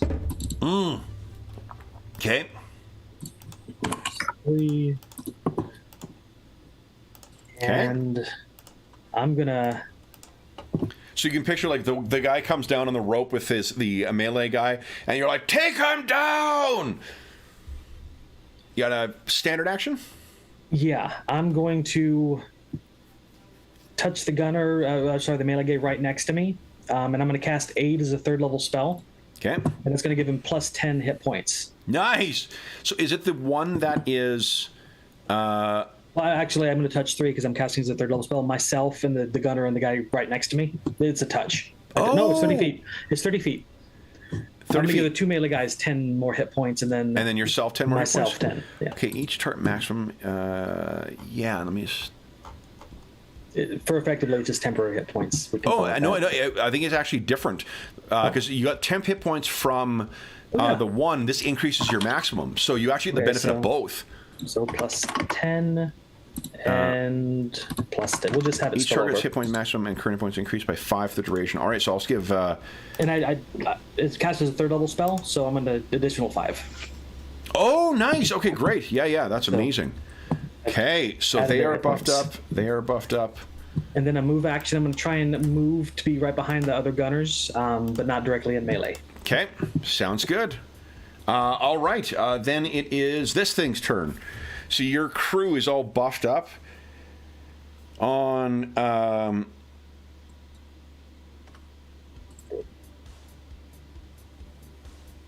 yeah, I think he's just going to attack once again. That those claws were working pretty well against some of the others. So this will be versus gunner number 1, or the one who's engaged with them. So hit. So 1 claw, 2 claws, and a bite. My goodness. So glad I gave him hit points. Yeah. Okay, so that's 1d. Here, I'll roll damage for everything together because there's no DR. 1d4 plus 4. Oh, 1d4 plus 4. So 7 points of damage to that guy who's engaged, and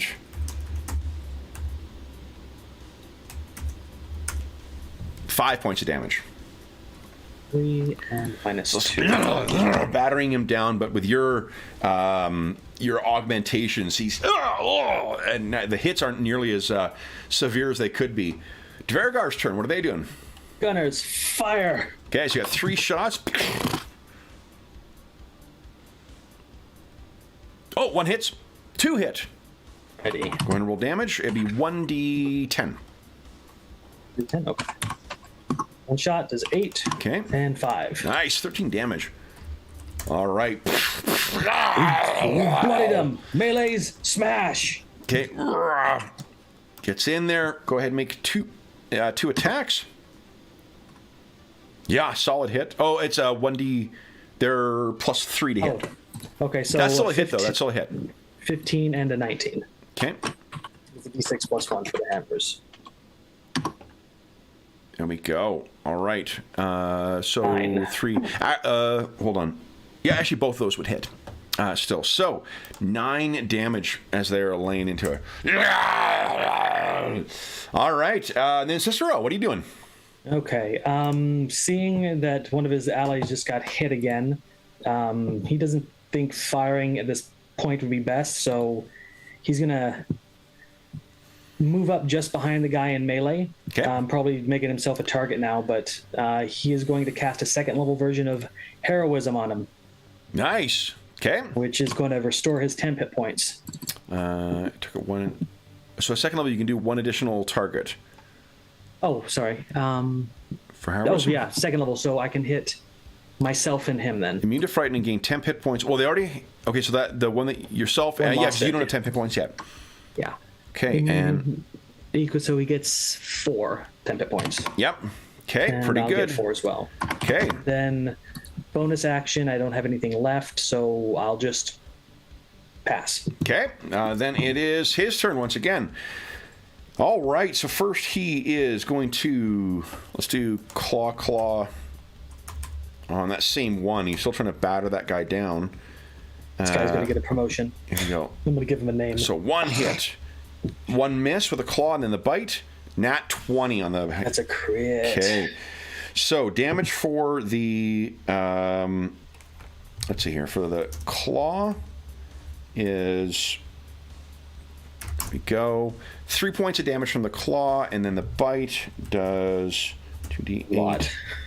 Oh, actually, in the second edition, or fifth edition, you double the dice. You don't double the bonus, so it's not quite as much as it is in PF2.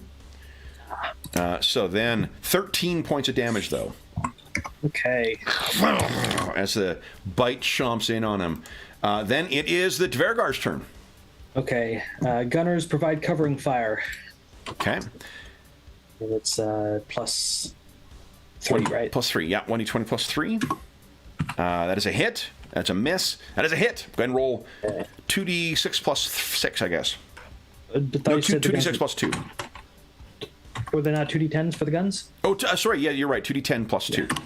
Or 2, no, 2d10 flat. Ignore me. I was throwing out numbers like mad right now. All right.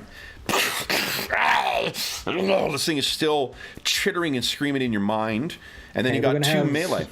We're going to have the one that's injured withdraw behind me. And then the one is going to step up in his place and swing at him. Okay. Go ahead. 20 plus 3. That is a hit. Go ahead and roll down. 1d6 plus 1. So batters with that hammer. Boom. Gonna get him back because he's wounded. Then it is your turn, Cicero. What are you doing? Okay, well, I am an ultimate support character, so I'm going to provide some support here. I'm going to reach out my hand and second level version of Cure Wounds. Nice. So you're and this is the one who withdrew? Yes. Okay. Second level, so it's a 2d8 plus 4. 17 restored. Beautiful. And it's awesome because the bonus max hit points lets it go up higher. Because my aid spell gives him 21 hit points. So right, but you can't give him 24. You got to minus 3. Yes. Yeah, there you go. But yes, absolutely. Now I believe that's a concentration spell though. So just keep track of your heroism. Yes. And then no, so that's an action. The first thing 8 is a was duration. No, 8's 8 hours. That's fucking awesome. So you can count. 8 has an 8 duration, a flat duration. Heroism is concentration. So you got your spell. Heroism is being maintained by concentration right now. Yep. And I'm going to pull out my rapier. Yep. I think that's a bonus action, and I'm going to move into melee range. It's a move action, actually. Oh, it is? Okay. Yep. So I'll pull out the rapier and then get in a stance to get ready to go into combat next turn. Okay, sounds good. All right, his turn now. He is, if you're into melee, he's going to send some joy your way. You are the biggest target here. Mm-hmm. So, and we go. What is your AC? Shoot. It's like 14, isn't it? It is, yes. You know, if you click on your target, I put all your ACs in as your green button. Green button? Or the green dot. Okay, yeah, 14. 14, okay. All right, so then one. Okay, so here we go. So first claw, miss. Second claw, hit. Yep. And that bite. Ooh, all right, so you take 24 plus 2. 6 points from the claw, and let's see. Is that 6? No. 8 plus 2. 9 from the bite. Meaty bite. I'm earning my pay now. That actually bleeds. All right, then it is your Dvergar's turn. What are they doing? Alrighty, gunners fire and melees move in. Remember, 2 of those gunners, if they miss, they have, what do you call it, inspiration dice, too. Oh, yeah, okay. We'll go with the... So, and you don't have to make that call until after the roll. That'll be a miss. You want to spend inspiration? Yeah, we'll do that. Give us a 1d8 roll. Nice, that's a hit. Okay, I'll just roll. Second attack. Damage. Second attack. Boom. That's a hit. Third attack. Boom. 19. Oh, 19 hit. Yeah, so you got 3 hits. 3d10 roll. And I'll take that inspiration off the first one. Okay. Oh, look at this. Another volley into this thing. The melee guys are going to duck on in there and try to kneecap it. Okay. So... That is a hit. 1d6 plus 1. Okay. 6 plus 1. Oh, they're both running in. Okay. Yeah. So 2d6 plus 2. Oh, look at this. So close. Cicero, can you take this guy down? Yeah, and then he's going to step in and go, "Ungod," and stab him. Okay, go ahead. Rapier, go. That is enough. So, yeah, you've got your opening, and you take this thing down. Stab and run along as if you're filleting an eel. And this thing, its insides make as little sense as its speech, as strange organs and odd smelling ichor drip out of this, and hits the ground. It twitches 2 or 3 times, and then it is gone. And then he'll pull out his rapier and give it a flourish, whoosh, and put it back in his belt and goes, "Not green anymore. Congrats." Nice. And he toes the one that died, and not everybody made it. Yeah. Now, hold on. What I think you could do is I'm going to remove turns here. We'll take a look at the rules for Spelljamming. Let's see if you can save one of your crew members here. Like with a crises thing? Yeah, I'm thinking maybe just adapt the crises rule and see if you can save this guy. Because, I mean, you are, it'll be a medicine check. And the crises has, I think their difficulty is normally a 15. Jeez, I'm not good at that, but I've got luck. Yeah, DC 15. So medicine check 15. Let's see if you can save. I'll do a luck, just maybe on the off chance. Okay. No, he's gone. He's gone. Too far gone. Yeah. So unfortunately, you did try, but they, they actually really show very little emotion about that. They sort of know that's what's happened. 2 of the melee guys begin to, bundle him up and getting him ready to putting on a shield. They're going to transport him back. What do you want to do with the rest? You still have the hull to explore. Okay. I suppose there's the question of whether this is the only Sirloin down here. Gotcha. Oh, yeah, you're barely injured too. You technically could take 5 minutes and spend a hit dice to try and restore some hit points, but you're only down by 1. Well, as soon as heroism ends, then my hit points drop by 10. Oh, okay, so you're down to... Yeah.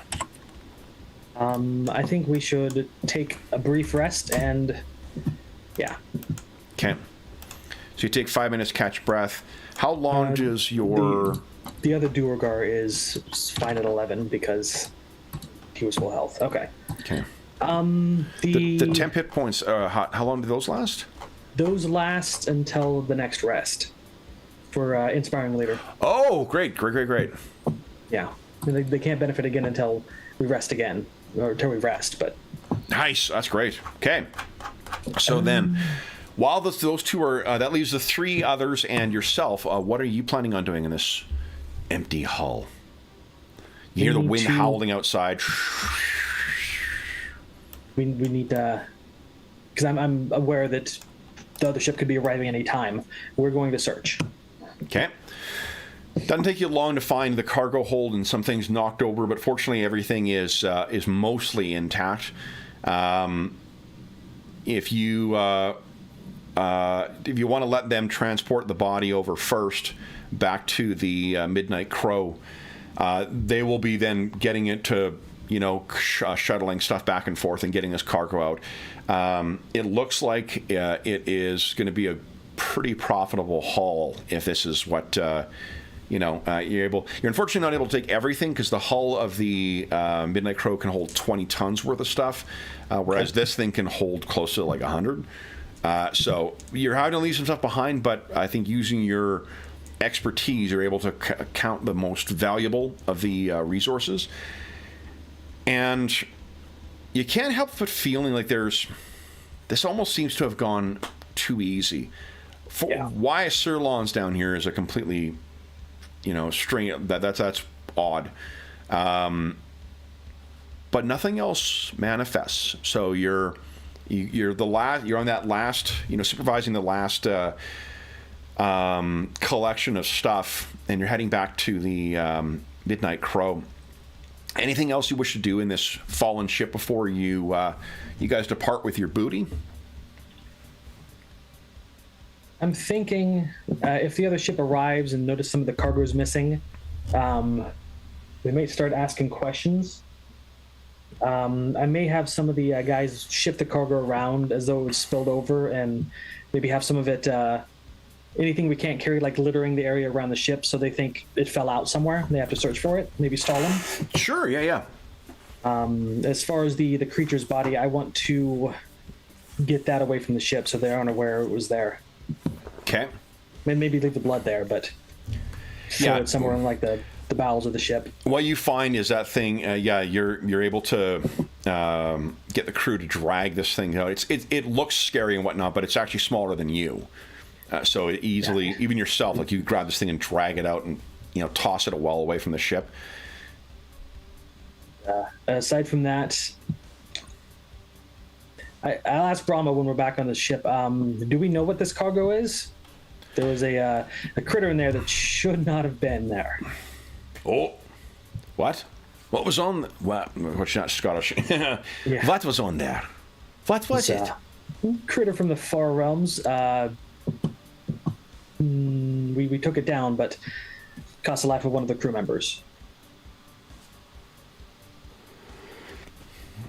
They usually attack in packs, which is why I'm concerned. Perhaps it is the reason they crashed, or perhaps it is another castaway here and came here from. And she gestures outside at the, you see in the porthole, there's a black in the blowing wind. And this used to be an elven planet. It did. Perhaps somebody was toying with forces they should not have.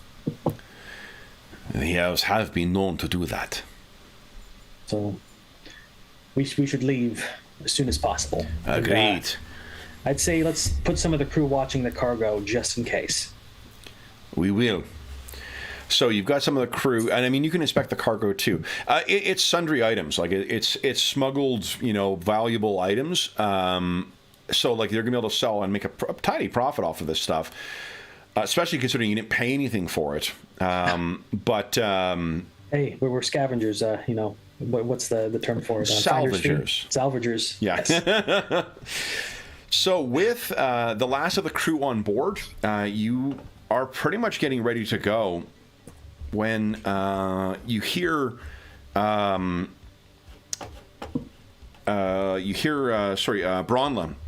say something in Dwarvish, in the dialect of the Dvergar, and you don't know what she's saying precisely, but you know it's a curse. In the same way that you sort of learn like what the first words learned in other languages sometimes tend to be curse languages. And she's at the station. She says, "What? What is that?" I look over at her and follow her gaze. Yeah, so you look at this thing. Why don't you give us a history check once again? Nice. He's on par with those history checks. Yeah. So what you can see is, I don't have a perfect illustration of this, but let's take a quick look at this here.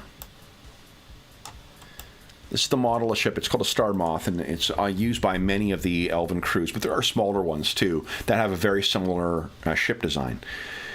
What I want you to do is picture one like that, but one that is unbelievably aged, like as if it has been centuries that it is sitting. There is verdigris discoloration on the metal on the prow of the ship. The wings are tattered, almost as if they were some dead thing hanging loose, and it is closing on your vessel. So what he does is he starts powering up the ship and says, "That, my dear Brahma, is someone else's problem." Okay. So then I think what we're going to do is we're going to drop into ship-to-ship combat as this, the vampire moth begins approaching. So that's a great name for a ship. Yes. Thank you. Okay, so actually I didn't roll very well for the initiative, though. Go ahead and give us a, let's see here. Let's use yours. So go ahead and give us a charisma and space vessels check. Righty. Or space vehicles. Space vessels. 13, okay. Ooh. The vampire moth is going first. Let me add hit points here. You guys have 250. Oops.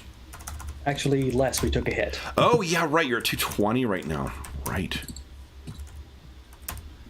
Okay, so you guys can see and edit, and you have control. Okay, so you should see and have control over that bar. And I took a short rest, right? You did, yeah. That means I get all my bardic inspiration back. Outstanding. All right, so then, unfortunately, they will be going first. So, and I'm going to give them 5 CP because there are some very old and determined spacefarers on that ship. So, let's see. Nice. Maybe what I'll do is I'm going to open up the PDF on my other computer because that way I'm not filling up the screen with that nonsense. Okay. First thing this thing's going to do is close.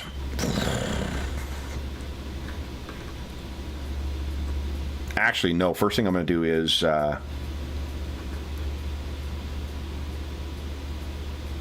do that illusory flak thing. Try and reduce your CP. That was pretty badass from before. Okay, so 20 plus 6. I have a 15 I'm rolling against here. Oh. So what you can hear, not only as you're kind of hopping down into the Spelljammer seat and over the augury station, is the sound of tormented and damned souls crying out as this gets closer. So you have 1 less CP, and 3 more left. I'm going to target a system. So that will be,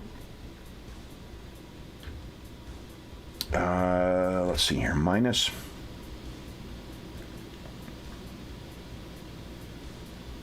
-4 to hit, so your AC is effectively 19, I think.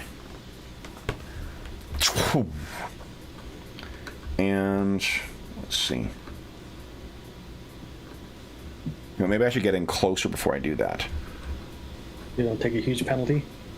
Yeah, I don't want to take the penalty. Well, and also, like, I mean, if I miss, I could just do damage to you as well. Yeah, I'm going to close in on you. So, unfortunately, your speed right now is 0. So I get plus 3, plus 9 to this. All right, and your spell jamming would be 17. I'm rolling against. Whoa, not good enough though. So it's coming in, but it's you're going to be able to get up and active before your turn. You have 0 CP right now, and you're -1. Okay. Because of this flak. What range are they in? They're at 1,000 feet away right now. Still too far for us to Actually, fire. hold on, no, because of, you know what? They're going to be 500. So effectively, they are, they've got one free closing point on you. Okay. So let's put... we need to get out of here. Well, here's what I want to do. So the escape points were green. Closing will do red. There's one closing point on there, so... Oops.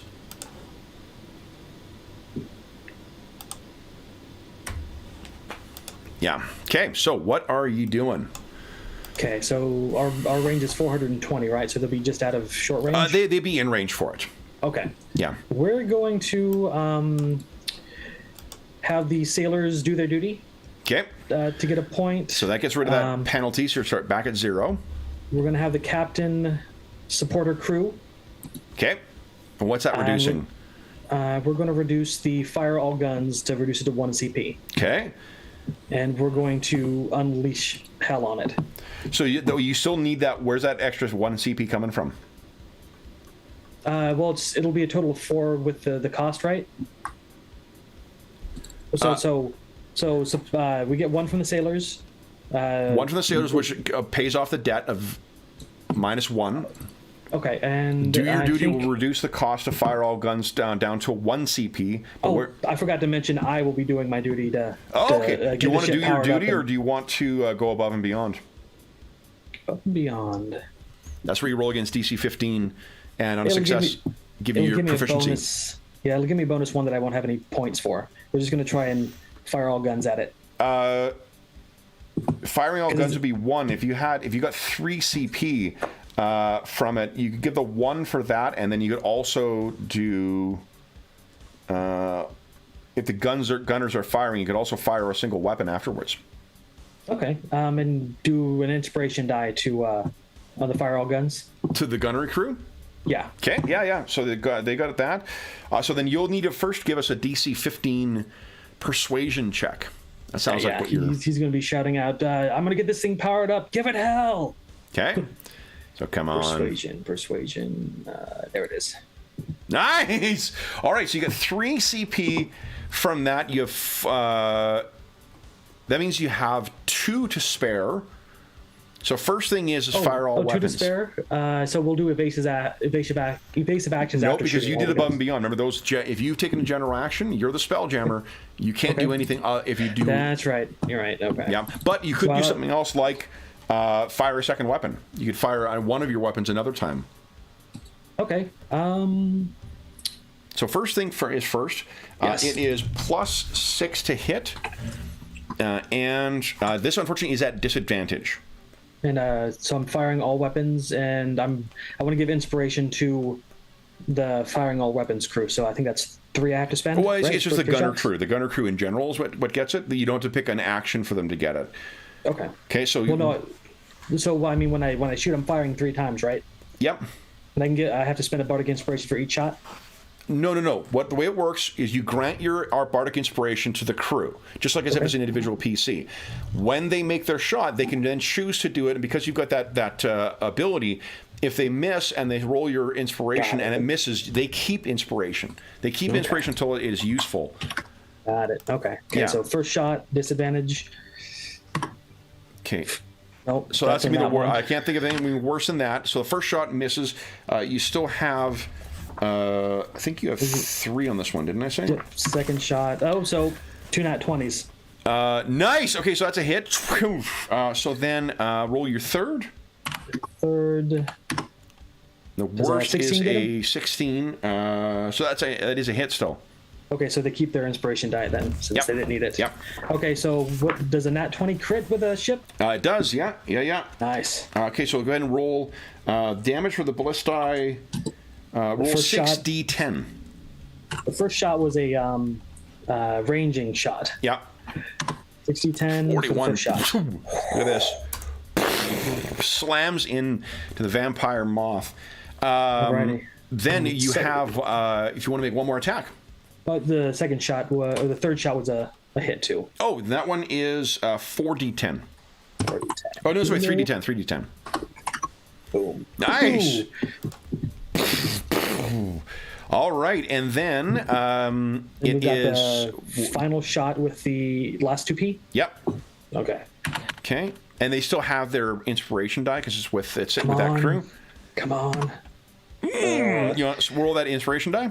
Yes, because it might work. A D8 might get us. Yep. No. 12. So they keep the inspiration, but that misses. Okay. All right. Then that is the end of the crew of the Midnight Crow. So then it is Vampire Moth's turn. So first thing is we're going to do once again that jamming, because that is pretty irritating thing. DC 16 or 15, and that is a success. You can take a 1 CP penalty again next round. And then we'll close.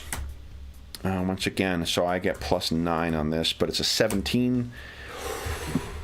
Okay, so close there. They're very close, yeah. One more, and they will be in boarding range. And you can, I think Bronla turns to you as they're getting in.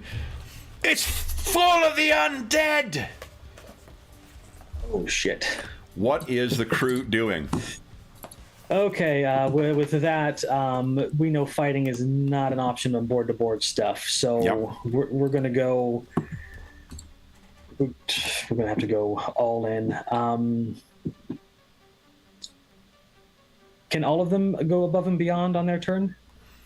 Yeah. All the rest of the crew, if you're not doing anything else... Shoot. I mean, the risk is that you're rolling, it's a +5 from each of them, and you're rolling as DC 15, so it's 50% chance of getting a success and adding 2, 50% chance of subtracting 1. Alrighty. I think... They do have, if you could spread your inspiration around, too, if you like. I was just thinking about that. Yeah? So I'm going to give my last 3 points to the sailors, to the captain, and... I'm on the spell jamming, so I can't give it to myself, right? Yeah, can't give it to yourself. So to the gunners, and we're gunners already have one. Oh yeah, they do have one. Okay, so captain, sailor. So I'll just spend 2. Okay.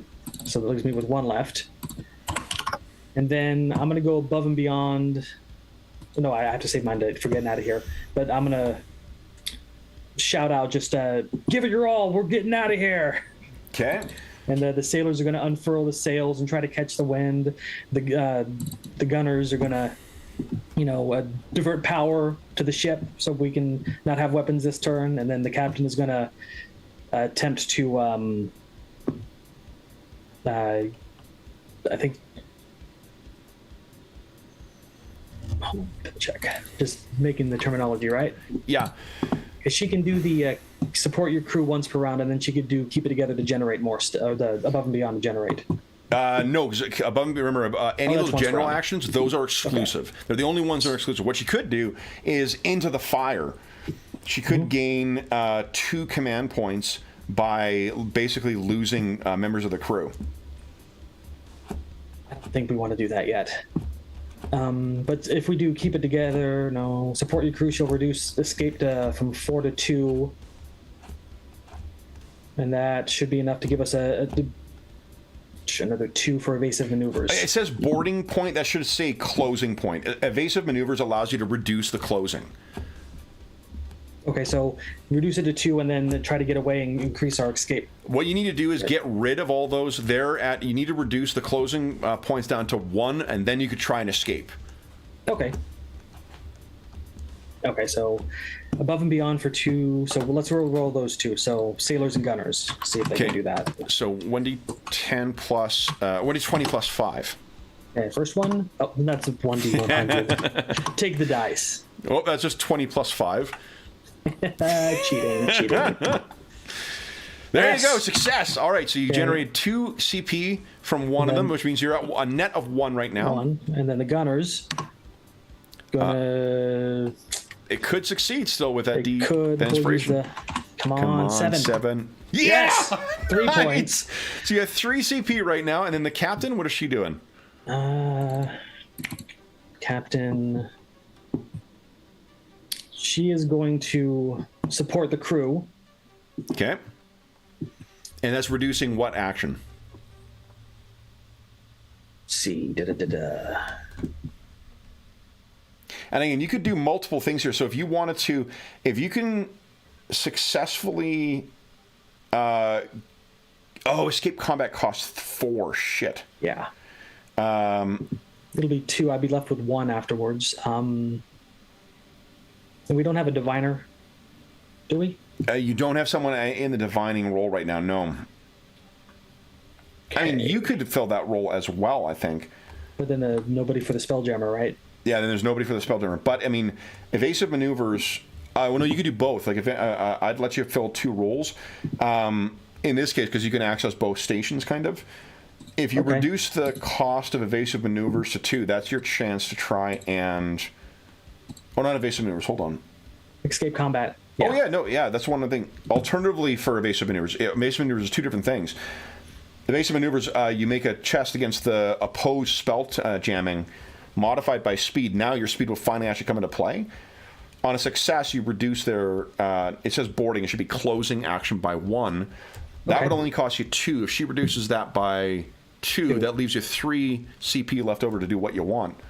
Okay, and if I use my role as the diviner to go above and beyond, I could get additional 2, which could do a escape action? Escape combat?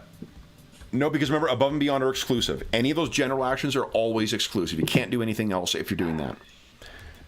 The diviner action, what you could do is illusory flak, which reduces their... on a success, you reduce the command points by your proficiency bonus -2. So it could be 2 for them. Yeah. Okay, yeah, let's do that. Or you could do battle scrying,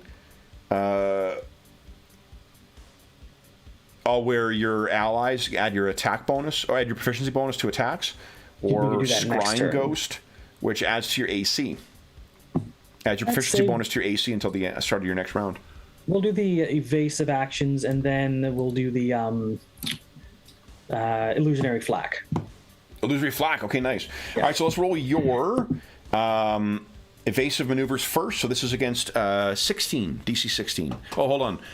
But you also get a relative bonus of +3, so it'll be DC 13. Okay, so... Ooh, you want to luck that? Luck point. Okay. Yes, I would like to luck that. Nice. Okay, so you're reducing the closing by 1. All right. Okay, and then evasive actions. And then, that was your that was your evasive action. Now is illusory flak. Gotcha. So this will be your proficiency so proficiency space with Spelljammer helm, so space vessels.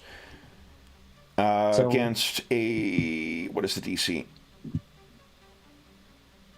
Oh, rival diviner. So that's a DC 16 once again. Hey. Gosh. You want to luck that?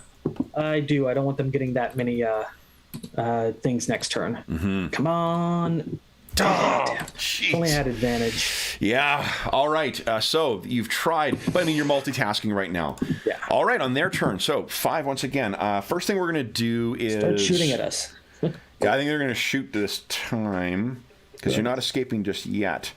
Because I can't have any points to escape. Okay, so they're going to be rolling at disadvantage, but I get to attack with all my weapons here. So that is a +6 at disadvantage. Your AC is, what did I say? 15. So that's a hit. 1 hit. That's a miss. Okay, so then the first hit is... Let's see here.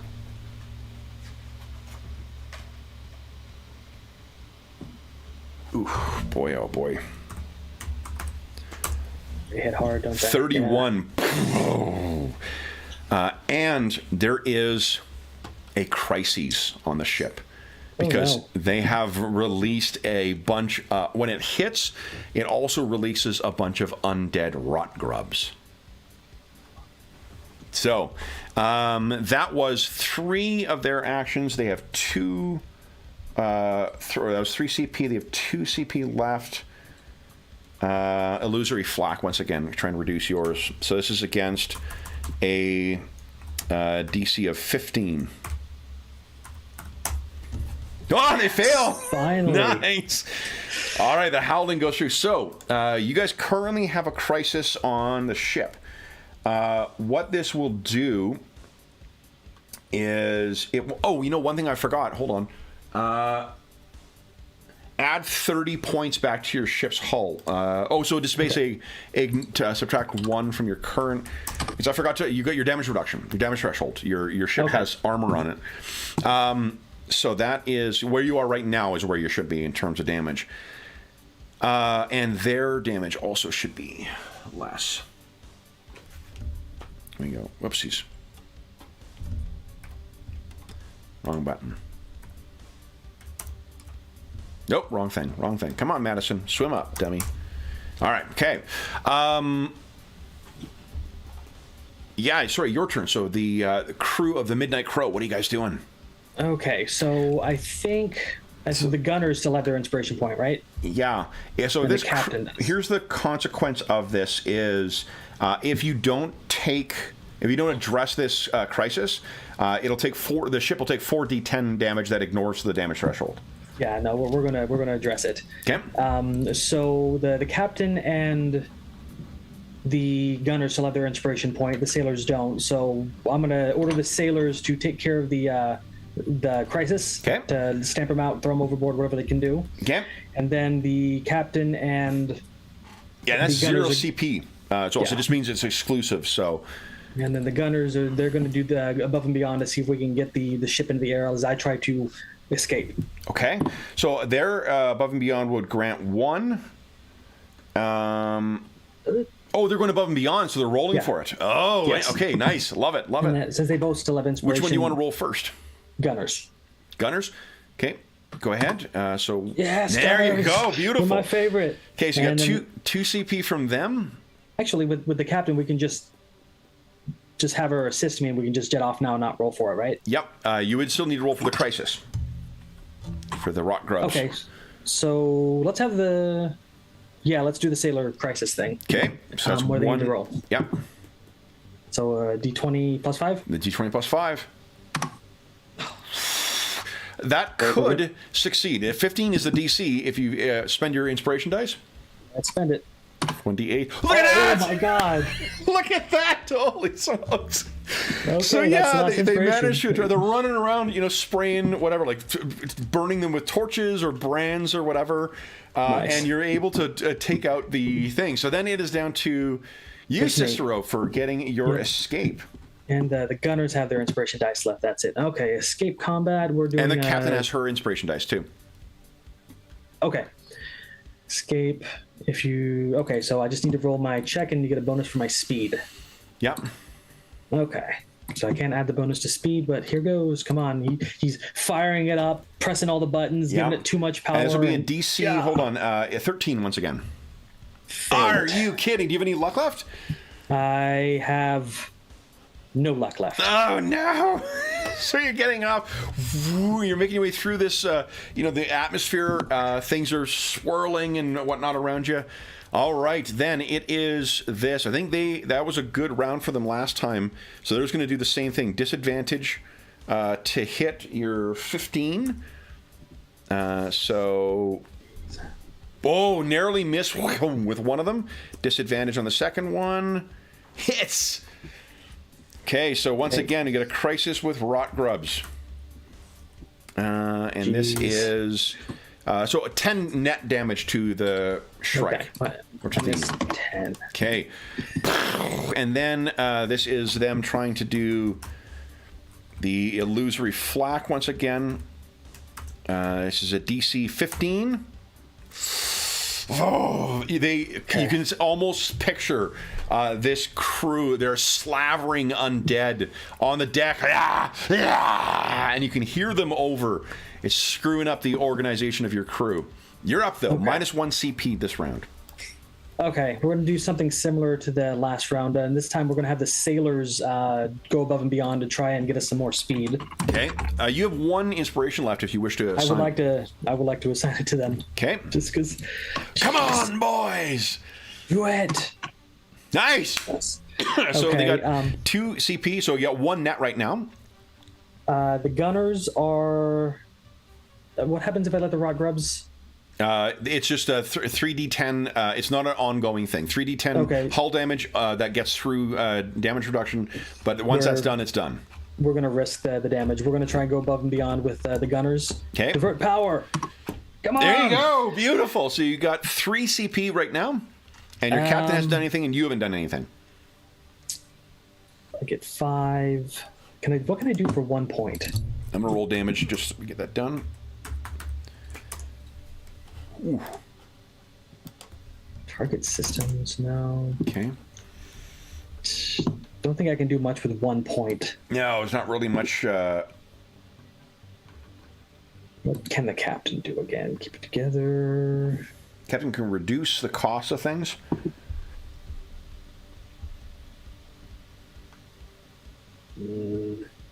Yeah, and if you take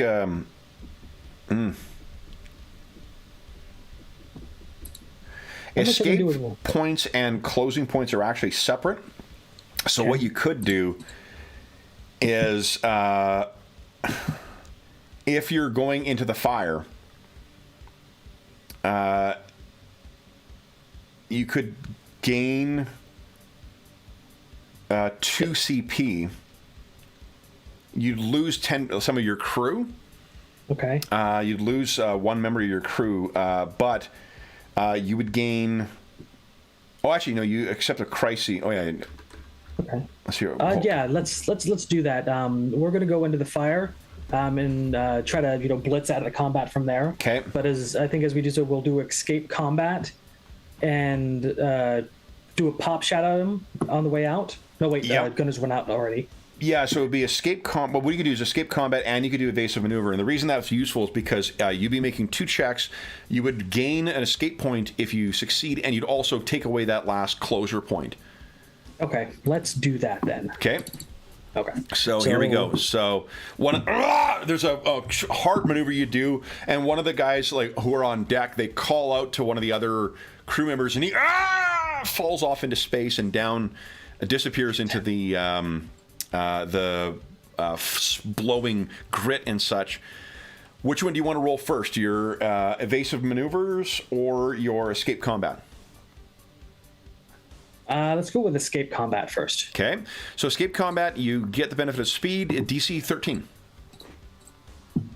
Oh my god. Okay, so I mean, there's no penalty for overloaded. Crit fail. I think maybe you made that maneuver and then a buffet of wind hits you and you're just like shit.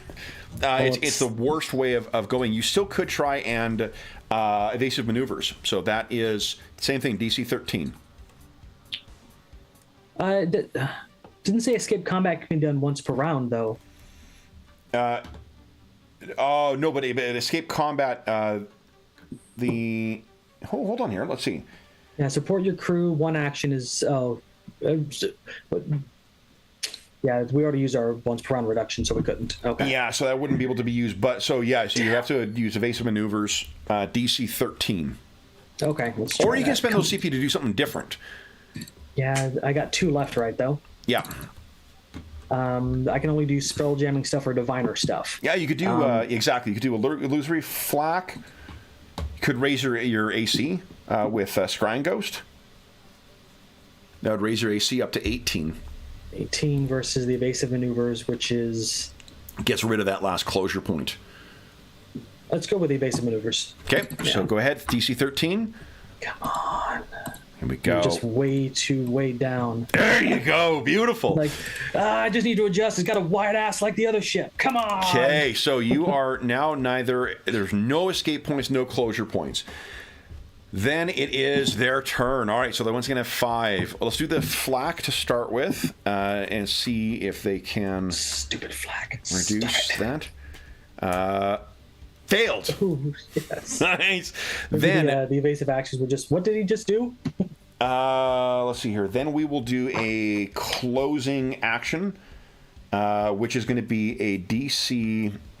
Actually, DC 19 now. Might be a little dark, but maybe the reason they missed that is because the guy that fell off our ship landed on theirs and distracted their crew. Yeah, as they all pile on him. I love narrative fill-ins. Yep. Okay, so then this is DC 19 to get that closure point. Come on. That would be my last 3. Yeah, fuck it. Let's do it. Let's do it. Oh, God, no!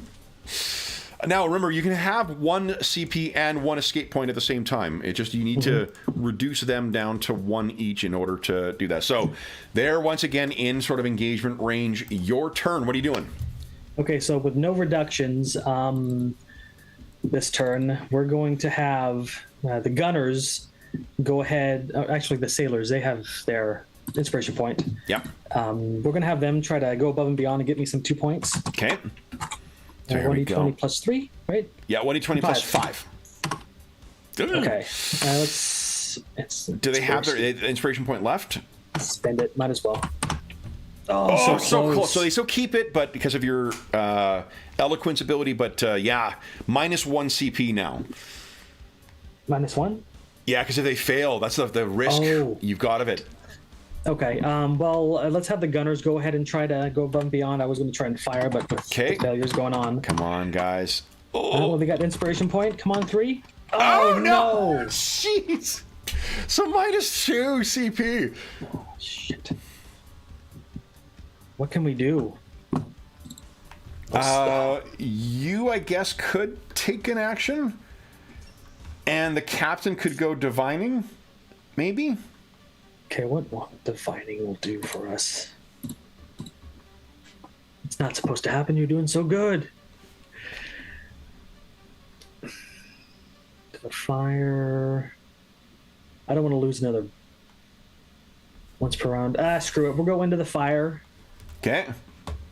So that reduces you at minus 1 now. Another guy's going to fall off. Oh, is it minus 1? Well, because you're at minus 2 right now. Into the fire. Oh, so we get a net 1? Oh, no, you get 2. So you'll be at 0. Yeah, if she's doing into the fire, you're at 0 right now. She can still support the crew if she's in the captain role.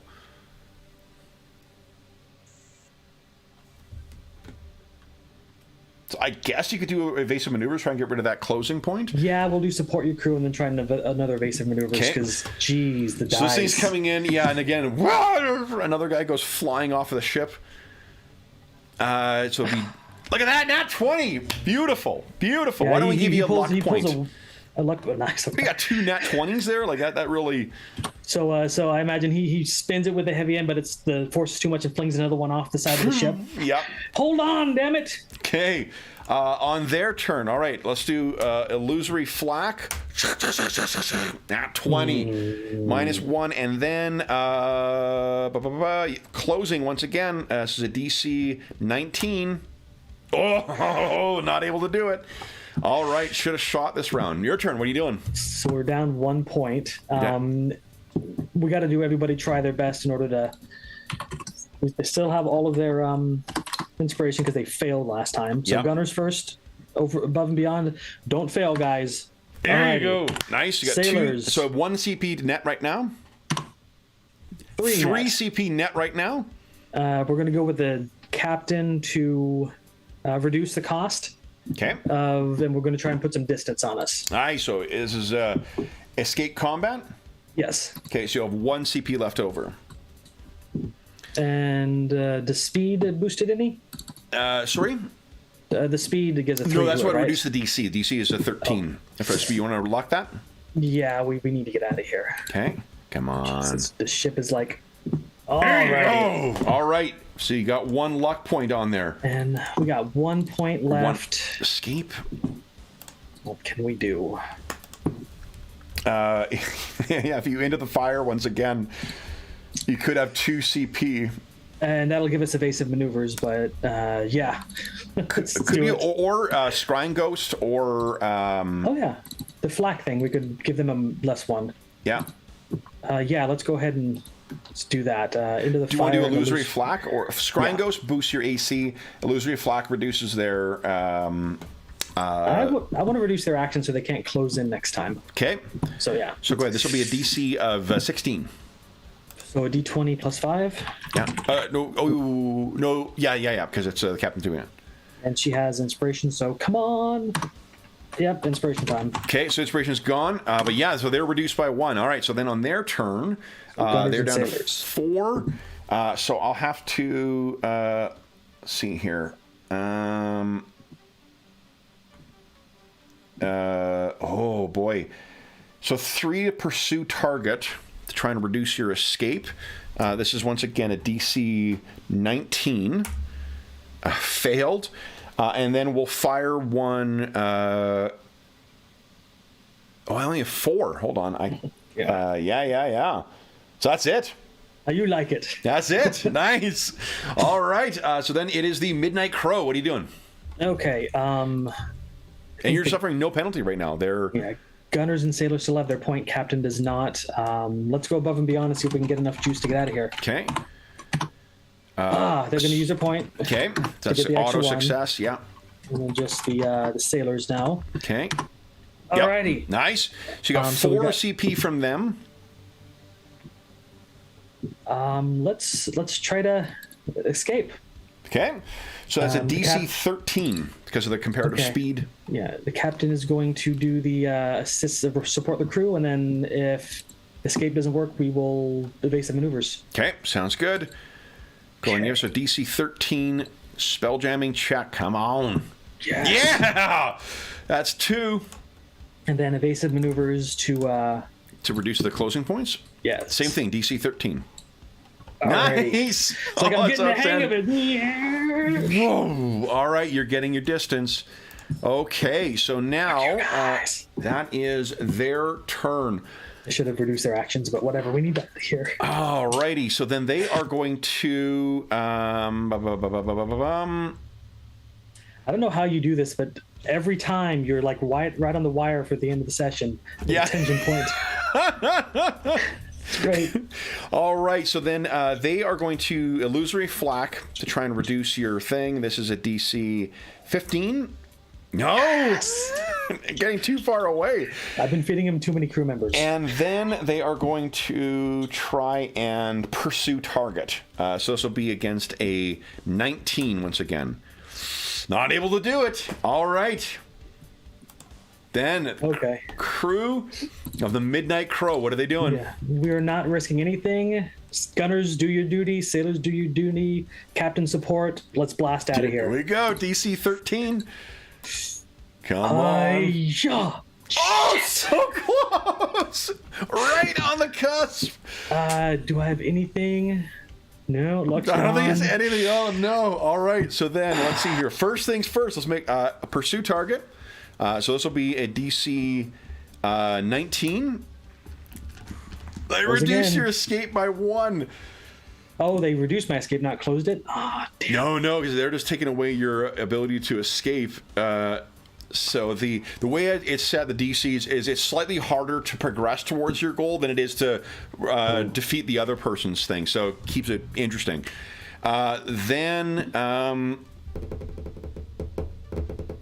That's not an exclusive action. So hey, what are they doing? I think they are going to fire once again. Let's shoot some more rot grubs on here. So that would be my other. Or pursue is 3. I can only fire 1 target, 1 shot now. Unless I get rid of some of my crew, which I think they are happy to do. And that'll give me my 3 to fire all my weapons. So here we go. First one, our AC is a 15, so 15 at disadvantage. It's 1 hit. Okay. 2 hits. All right, so that'll be 2 crises then.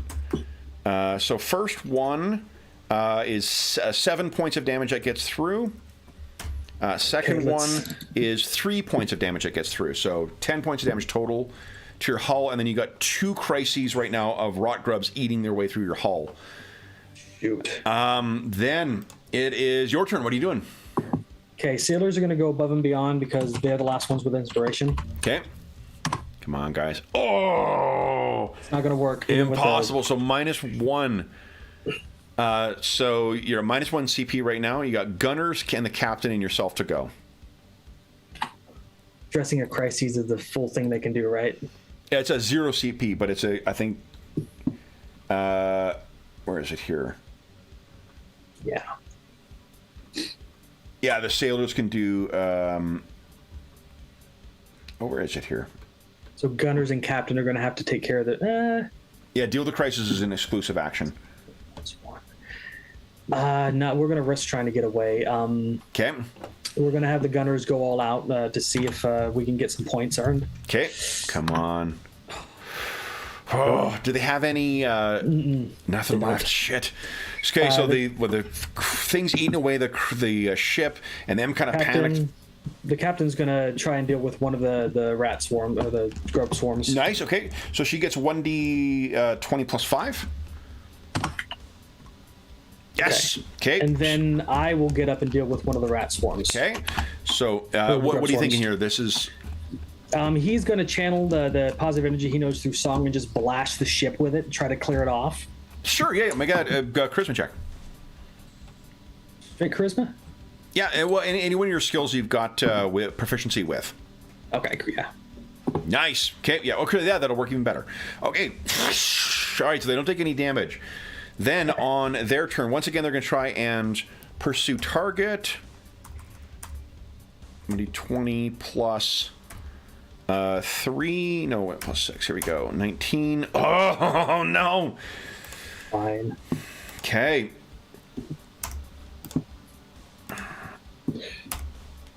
Then it is. They are going to now try and close. Nope. Okay. What are you doing? They didn't do flak this turn, so you have access to your full. We're going to try and do the distance, duty, assist, and try to escape. Okay, so this gives a flat DC 13 check here. Come on. Got to get away. Nice. All right. It's 1. They got in close enough to... well, actually, they didn't even see you. Let's see. Okay. Then, on their turn, close. Fucking hell. And then... Oh my God, they're actually closing in on you. Uh-oh. So you got 1 close, 1 escape right now. If the close goes up, escape can't go up until you escape. If escape goes up, close can't go up until he escapes. So your turn once again. Okay. No penalties. Trying to put some distance. Okay. Because I think only the sailors have their inspiration left, and hold on, we might be able to do something with that. Sailors, we could do. So if you got, she would reduce by 2. They would generate potentially 1 extra. I'm not sure what the extra 1 would. Yeah. No, it wouldn't help. Well, we were just going to clear some distance. Okay. Here we go. Come on. To the metal. There you go.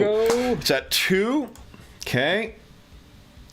So they are still slavering and pursuing. Let's do flak first. This is DC 15. Oh. And this is pursuing 19. No! Okay. So you have 1 less CP this round. Okay, that means the sailors are going to have to go above and beyond. Okay. And try to hope that they can. You got it! And then with the other 2 do their one just does their duty and the captain assisting, we're going to blast off. You got your stuff. Come on, DC 13. Come on. Oh, so close. My God. All right. So then illusory flak. Oh, God, dang. And then close. Pursuit. Oh, no. Okay, your crew turn. What are you doing? Put some distance. Okay. We've got to. Just everybody else is working towards it. We've got to get out of here. So you would need to make 1 successful. I did make my flak check too. Oh, okay, yeah. So the sailors would have. And sailors still have their inspiration. Oh, let's see. Oh no! So you could lose another crew member. He will do that. Okay. So. All right. So then that is a success. All right, their turn. Come on. 2 and 1, right? I'm going to shoot this turn too. And we're going to create some more crises for you if possible. So I'll do... You can deal with the crises in space if simply, we can get away. So illusory flak. Again. And then, so this is at disadvantage. I need a 15. Miss with the first. Miss with the second. So you're maneuvering around in this horrible atmosphere. Your turn. Yeah, you have to make one successful. You know, the gunners have rarely let me down, so they're going to go above and beyond, divert all the power they can. Okay. Do they have an inspiration die, right? They Oh, don't. nat 20. Beautiful. And then the others do their duty and blast off. Okay. Come on, dice gods. There you go! What does it look Ah! like as the Midnight Crow escapes? So I think what happens is the gunners, they realize they can't throw any more power into things, so they look for something big and useless and throw it overboard. Yeah. And then that just gives me enough juice to go and escape. So yeah, and you just like burst out of the atmosphere into astral or into wild space, and then you manage to have just enough distance to drop into that like astral warp slipstream, and you're heading back to the archive. So And we've lost 4. yeah, is that including the? That's including the first one, yeah. Oh my goodness.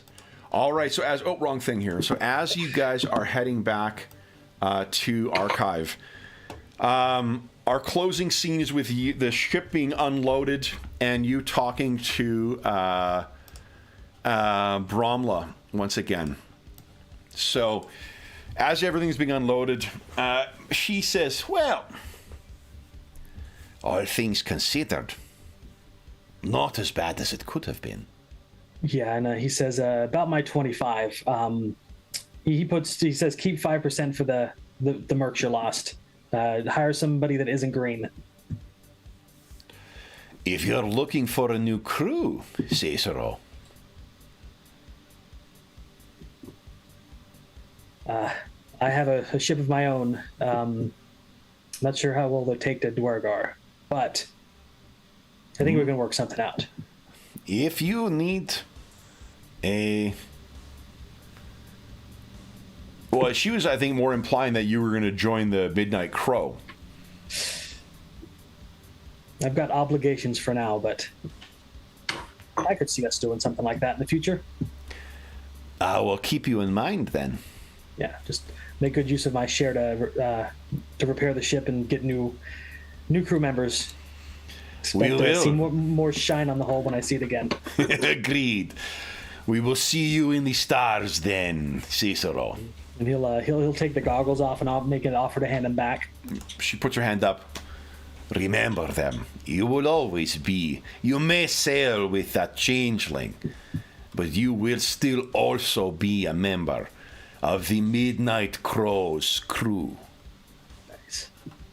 So, as you make your way back to the Mask of the Maiden, I think maybe you're walking your way on deck, and one of your crew colleagues, Scroot Untaro, the Hadozi, kind of like shoop, shoop, shoop, half glides, half climbs down, cigar my simian friend in place. He looks down at you and he says, "Where you been? You been caught up reading again? Where'd you go for those books? It's been 4 days since you left, and all you've got to show for it is this thing, and then a crate of money." He says, "I've been on and he snaps a book shut and says, quite an adventure." Okay. So with you going back onto the ship and getting yourself back below, that's where we'll bring our tale of the Astral Sea to a close. So, John, congratulations on having your first maiden voyage. That was a successful endeavor. So for those listening at home who missed yesterday's session, our rules for ship combat are adapted from the Kevin Crawford's awesome revised Stars Without Number. What do you think of how do they feel as far as dogfighting? I like them. We need more 1 CP actions, though. Yeah, I think there's got to be something, maybe like you could spend 1 CP to roll something with advantage. And I think a critical... Maybe we could do one to where they assist another crew in their roll. Yeah, so I'm thinking like it grants advantage to some other roll. I like that. And then because then the other thing is I think that on nat 20s on a check, I think I'd refund 1 CP. That sounds good. Because that would be a fun. You need to have some benefit from that stuff. The other thing is imagine that, but with a PC in charge of each of those different departments. Yes, definitely have to have a leader, but yeah, that would be interesting. Mm-hmm. Because you need to have, you would have more people to be able to do more things. So like people could do damage control or, do above and beyond more often to generate more CP. So the PC crew would have more CP to work with than just the bare minimum that you were working with. Yeah. So I'm thinking be about 4 to 5 players on a ship, and 5 would be ideal. Yeah. For the rolls. Yeah. That's pretty good. I like it. Nice. Yeah, it's cool. I like the way they read. I haven't played them before, but it worked out pretty well. Like in terms of the level of threat and whatever else for it. And I like the crises. I like the idea that damage has a potential spillover from it. That okay, you can hit, but then to prevent it from taking further damage, do you want to do something? Yeah, I was eyeballing to see if I can get an option to repair the ship, but with the other ship just keep pinging our points, we need to get away. It's I can't explore that right now. We got to get out of here. Yeah. But if we got down to 50% of the health, we would have we need to fix shit. Well, the neat thing too is I think when you get higher level as well too, as your proficiency bonus goes up, you get more CP as well too. So more experienced crews would have more command points to play. And I mean, again, all you guys would have CP3. So even if there's 2 people who don't have stations who are just making rolls to generate CP, that might be 2 or 3 extra CP every round in addition to whatever else you're generating. Nice. I like that. It's complex enough that it isn't overwhelming. So yeah, and I like that. And I like the idea that everyone has a shared goal too. So there's any crew, game mechanic that gets everyone talking about how they're going to, make use of the shared resource is great stuff because it gets the whole table together. So awesome. Well, and I mean, you do this all on your own as well too, with a single character too. So that is, without access to any other player abilities. I'd like playing bards, and this was a very well made bard, perfect for assisting, and yeah. But the bards in 5th edition are pretty good. Nice, excellent. Then I give 10 hit points and extra hit points and other stuff. That's pretty cool. Yeah, and you get your gun too, which is a decent amount of damage. Yeah, I just wanted to finish this thing off with a rapier because that sounds very sky pirate or space pirate. Absolutely, yeah. So cool. Well, that's great. Let me say first off, for those listening at home, thank you so much for joining us for this Spelljammer Maiden Voyage. I think I called this one "The Treasure of the Night World." As is always the case, if you have any comments, questions, or concerns regarding the session, the campaign, or the game we're playing, before I go on, one thing I will say: we got 2 ship-to-ship combat things done in one session, in a 3-hour session. So that. Setting aside the mechanics, I did run away both times, but the combat for ship-to-ship combat is not intended to necessarily take things down. If you are going to run away, it's about making that interesting and exciting. It was. And they both. That second one was tougher, definitely, than the first one.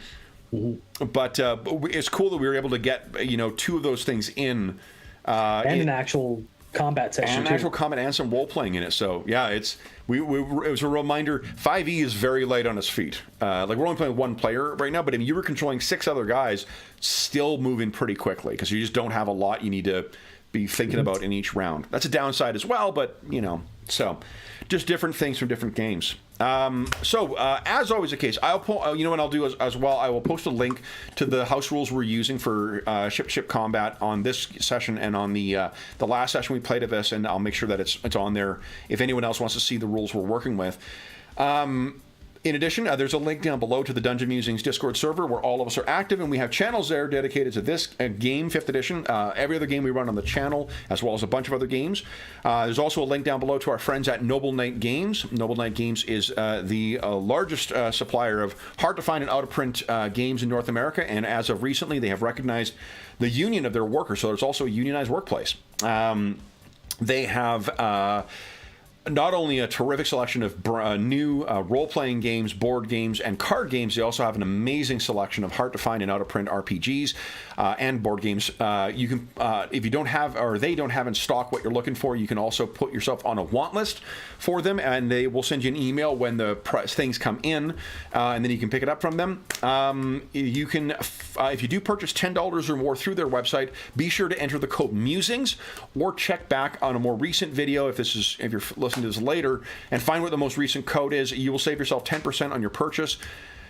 Yeah, and there's also a link down below to something called Heroes Save Villages. That is the charity fundraising campaign that we run on the channel that benefits SOS Children's Villages International. Really amazing organization, active in over 130 countries, benefiting over 80,000 orphan and abandoned children.